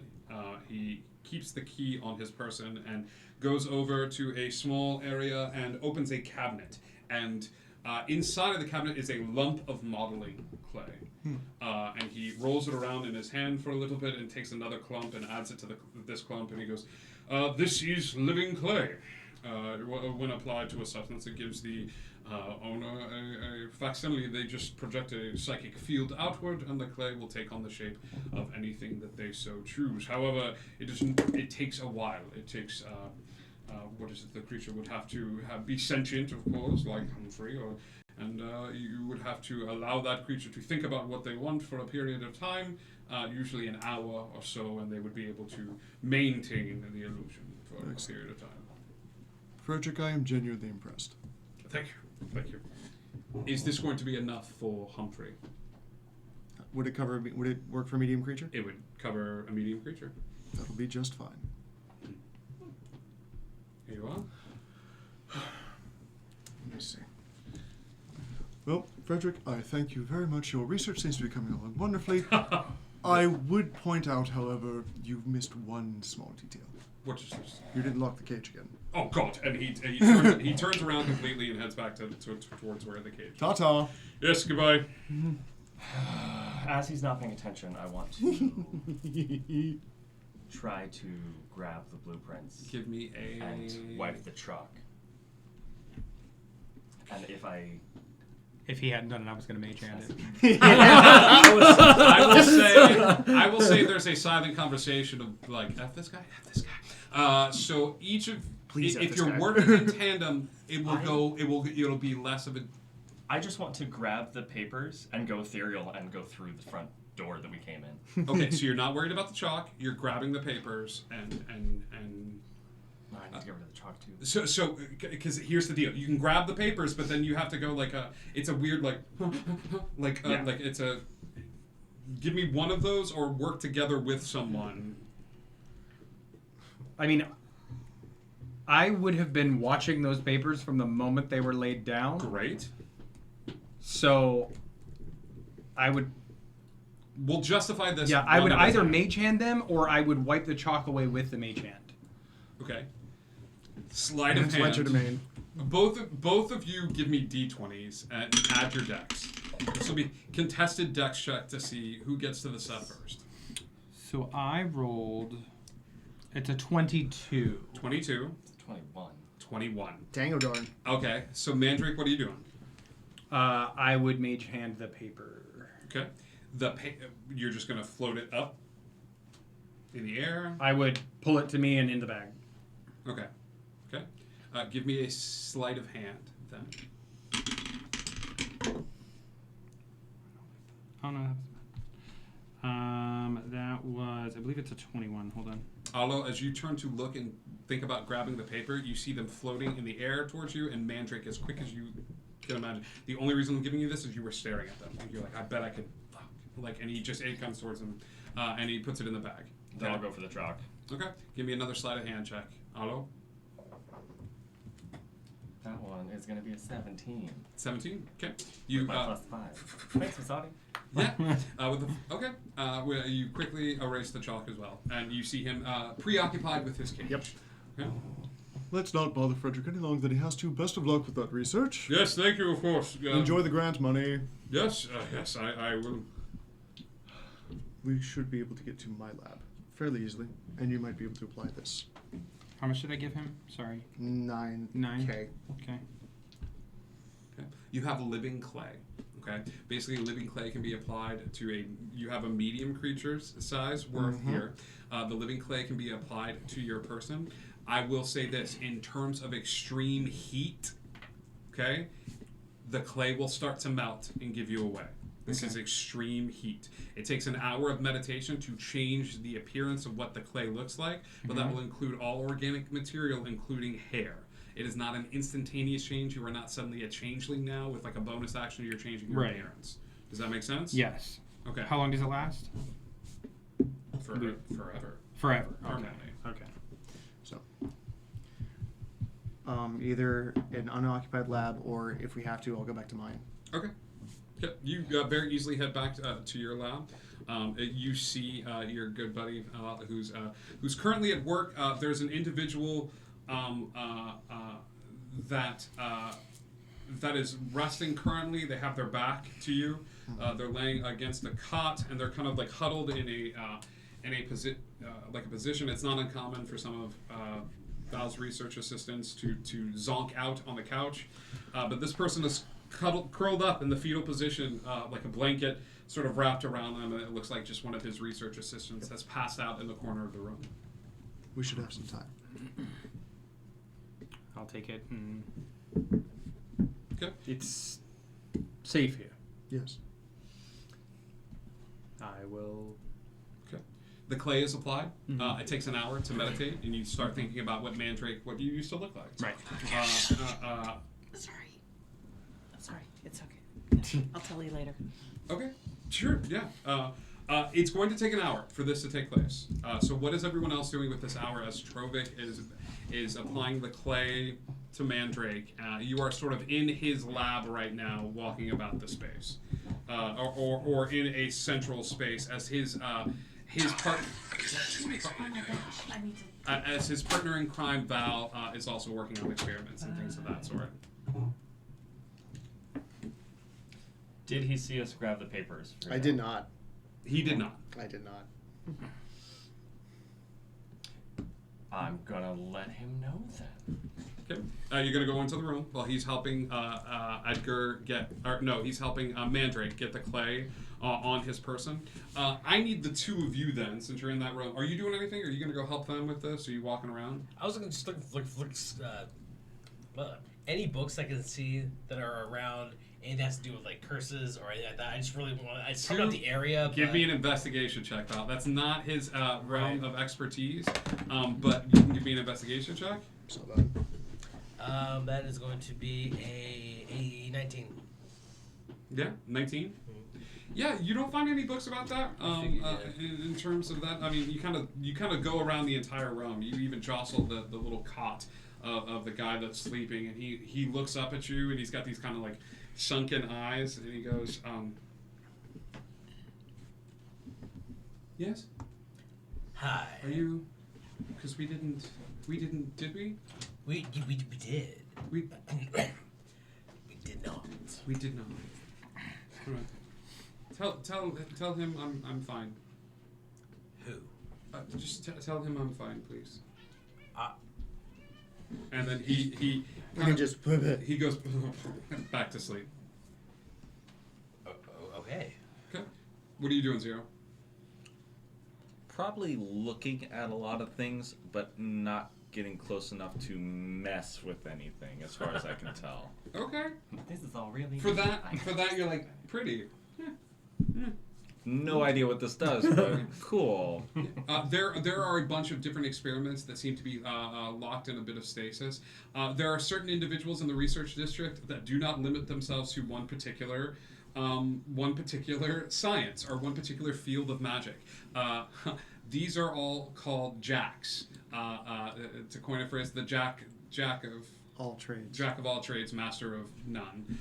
But you come to find out that Trovik is a jack. He tends to just kind of like look at all sorts of different fields of magic and go wherever the winds may take him. So there's all sorts of odd experiments at the ready. You see Val is over in one sort of direction. He's looks like he's got several books laid out in front of him, and he's looking at the individual asleep on the cot and flipping through a book, and then like coming over and then taking another book and sort of laying it out and pressing a hand against it and looking at the other individual and coming back. But he's just sort of preoccupied with this individual that's sleeping. Okay, cool. Just looking. In the room, where are you, Thoisar?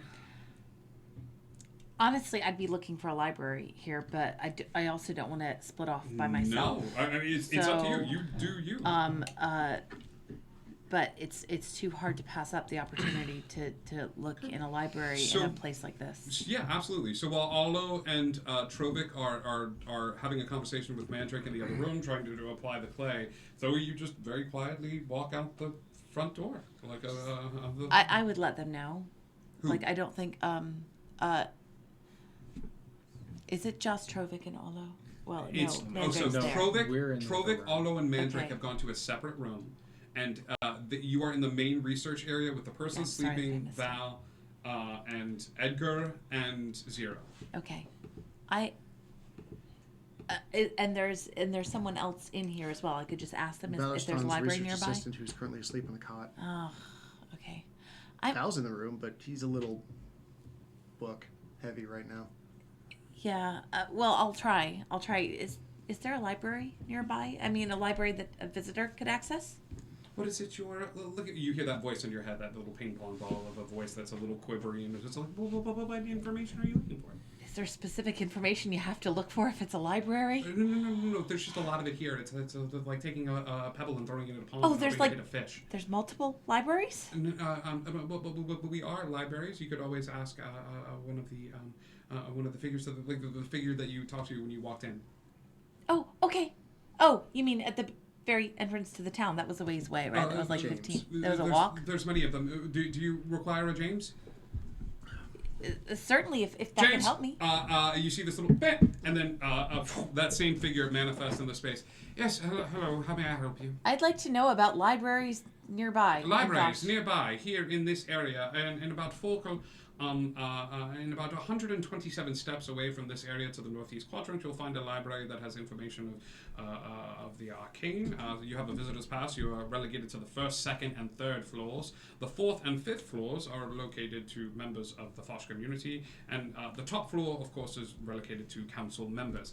There are 4 other libraries within walking distance from this particular domicile. Can you tell me about those libraries and what they contain? Yes, absolutely. What are you looking for in particular?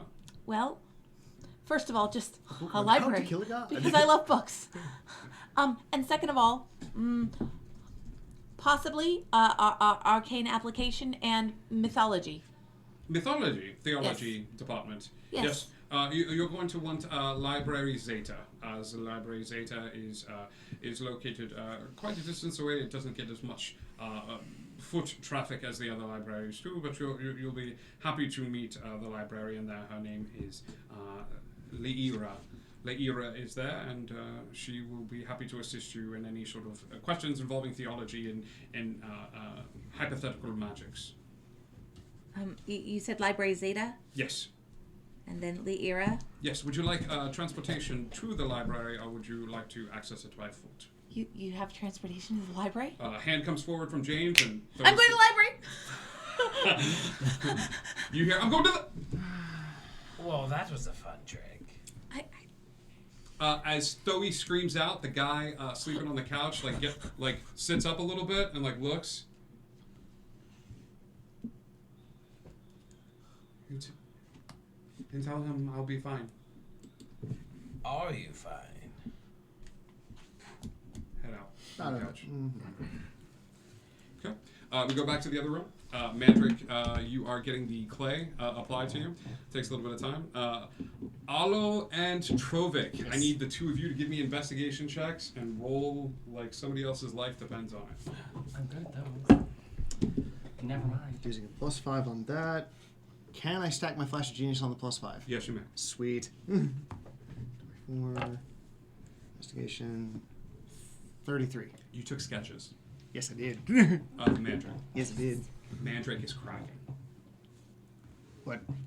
The porcelain in Mandrake, as you apply the clay forward and you start to rub it on the legs of the body, like you put your hand forward and you notice the fine hairline cracks that appear in porcelain. With time, like Mandrake is coming apart. Stop. I just happen to be in there. I'm not touching anything. Okay. He goes, stop, and Aldo drops like a glass and catches it. Okay, something with this clay is interfering with the mechanisms or innate magic. This is before you put any sort of clay on him.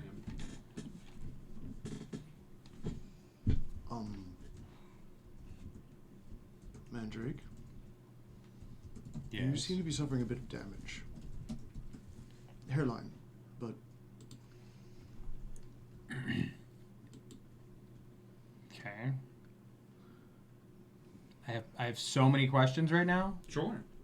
Just because we had established that he's made of steel polished to look like porcelain. Absolutely. The steel is cracking. Yeah. Okay. Does it look extensive? Not now. Not in the immediate. It'll be something to keep an eye on. And if it's covered with clay... It'll be more difficult to keep an eye. Here is the trade-off. No one will recognize you as an automaton.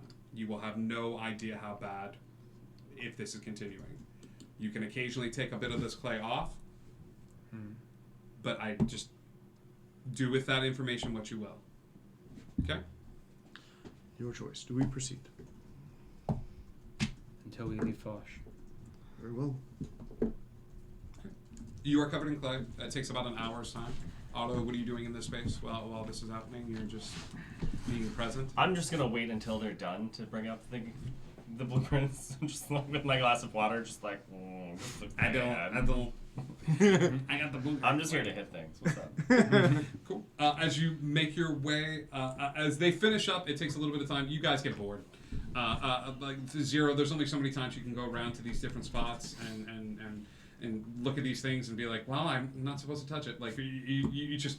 It's like a Newton's cradle in the corner. It takes about an hour to apply the clay and then an hour for him to attune to it, which he stays in a space to do. So after about 2 hours, you're starting to get just bored. Yeah.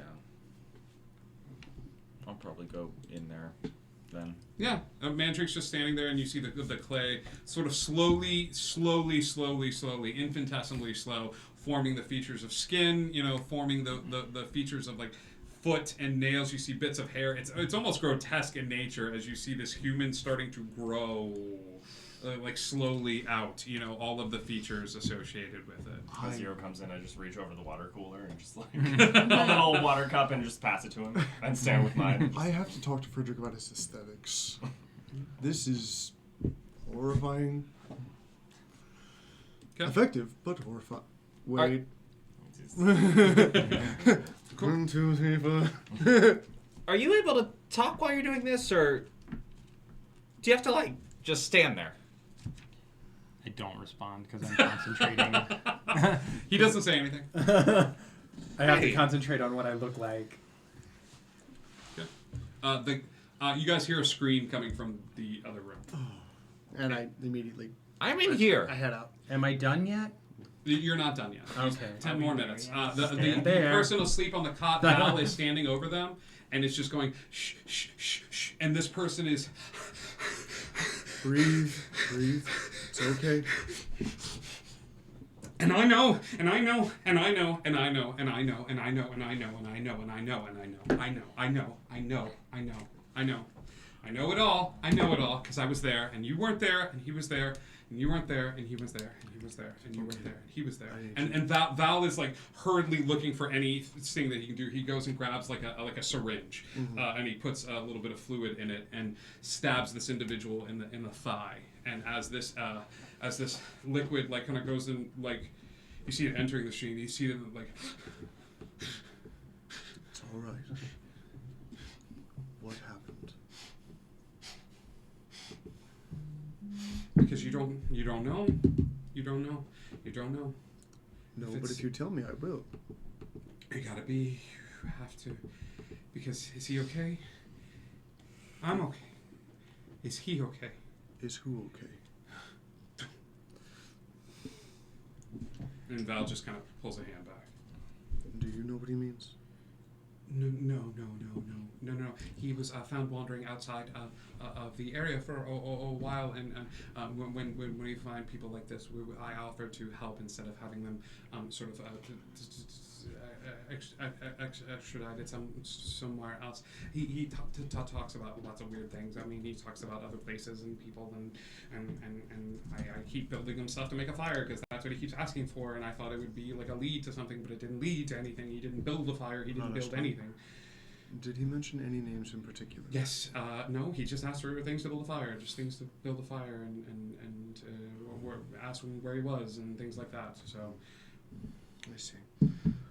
If it changes, okay. Let me know. And he takes the blanket and he like covers the person back up and like from the top of the head, and and the person just kind of once again curls up into a little ball and just sort of like in a feverish state. Is he out?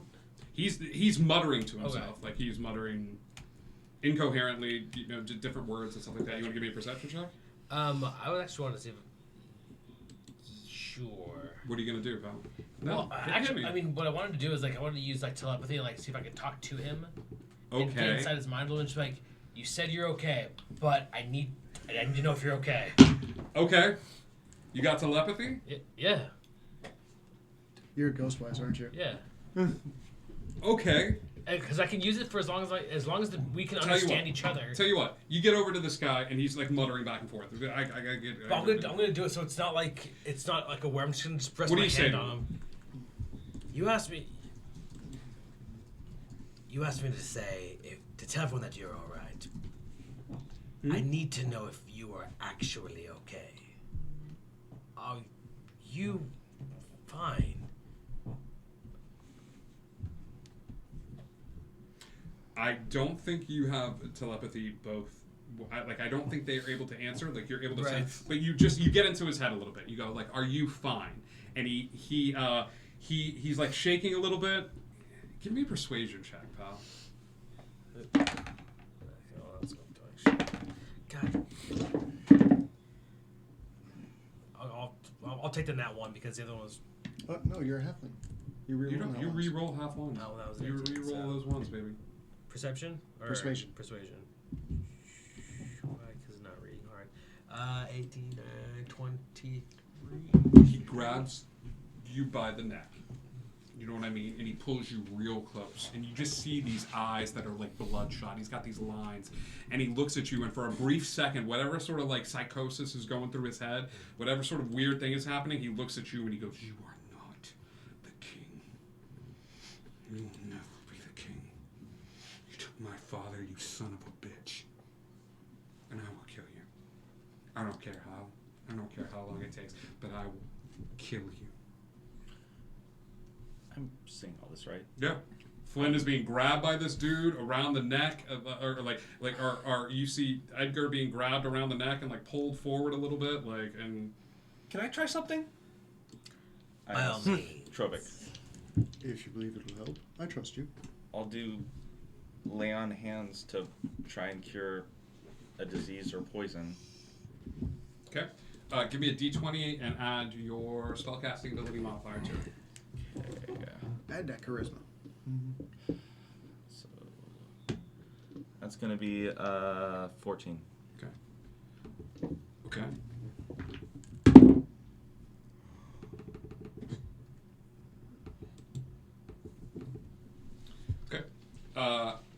There's no disease in his system. There's no poison in his system. There's no anything like that. But as the healing magics go through, you see a little bit of that madness cut away. He lets go of Edgar for a second, and he goes, "I'm sorry. I thought you were someone else." You're fine. I've been getting that. I think I'm ready to sleep. Rest. You'll feel better after a good night's sleep. Let's see. You're welcome to stay in the lab as long as you like. Valestan would be more than happy to help you out. Did you bring Flint? Flint? Did you bring Flint? I can acquire the mineral, yes.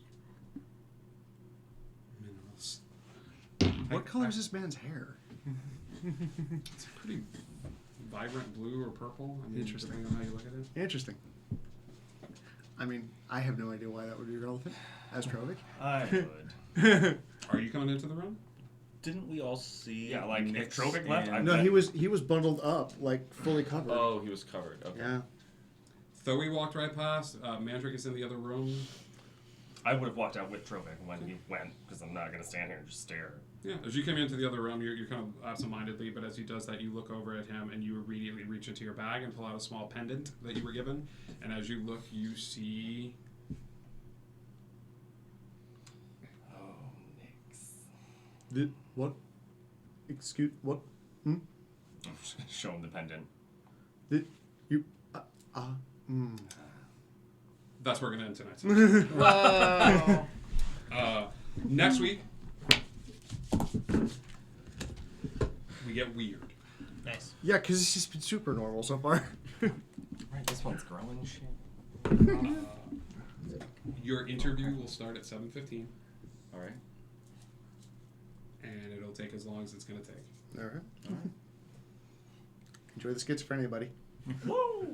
The doctor is in. So we will see if anybody else is incorporated into that. So I need you guys here and ready to go. No worries. Okay? Yeah. Thank you, Trippy, for subscribing. Thank you, everybody, for tuning in.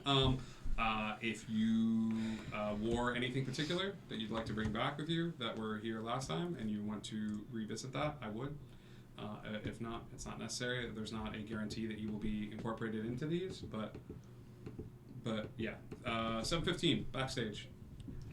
Love you guys. We'll see you soon. Indigo Connect. We're gonna go raid a channel real quick to share the D&D love, and then we will see you guys on Thursday for the Lost Isle. It's gonna be a lot of fun. You're going to love it. So we'll see you guys very, very soon. Bye.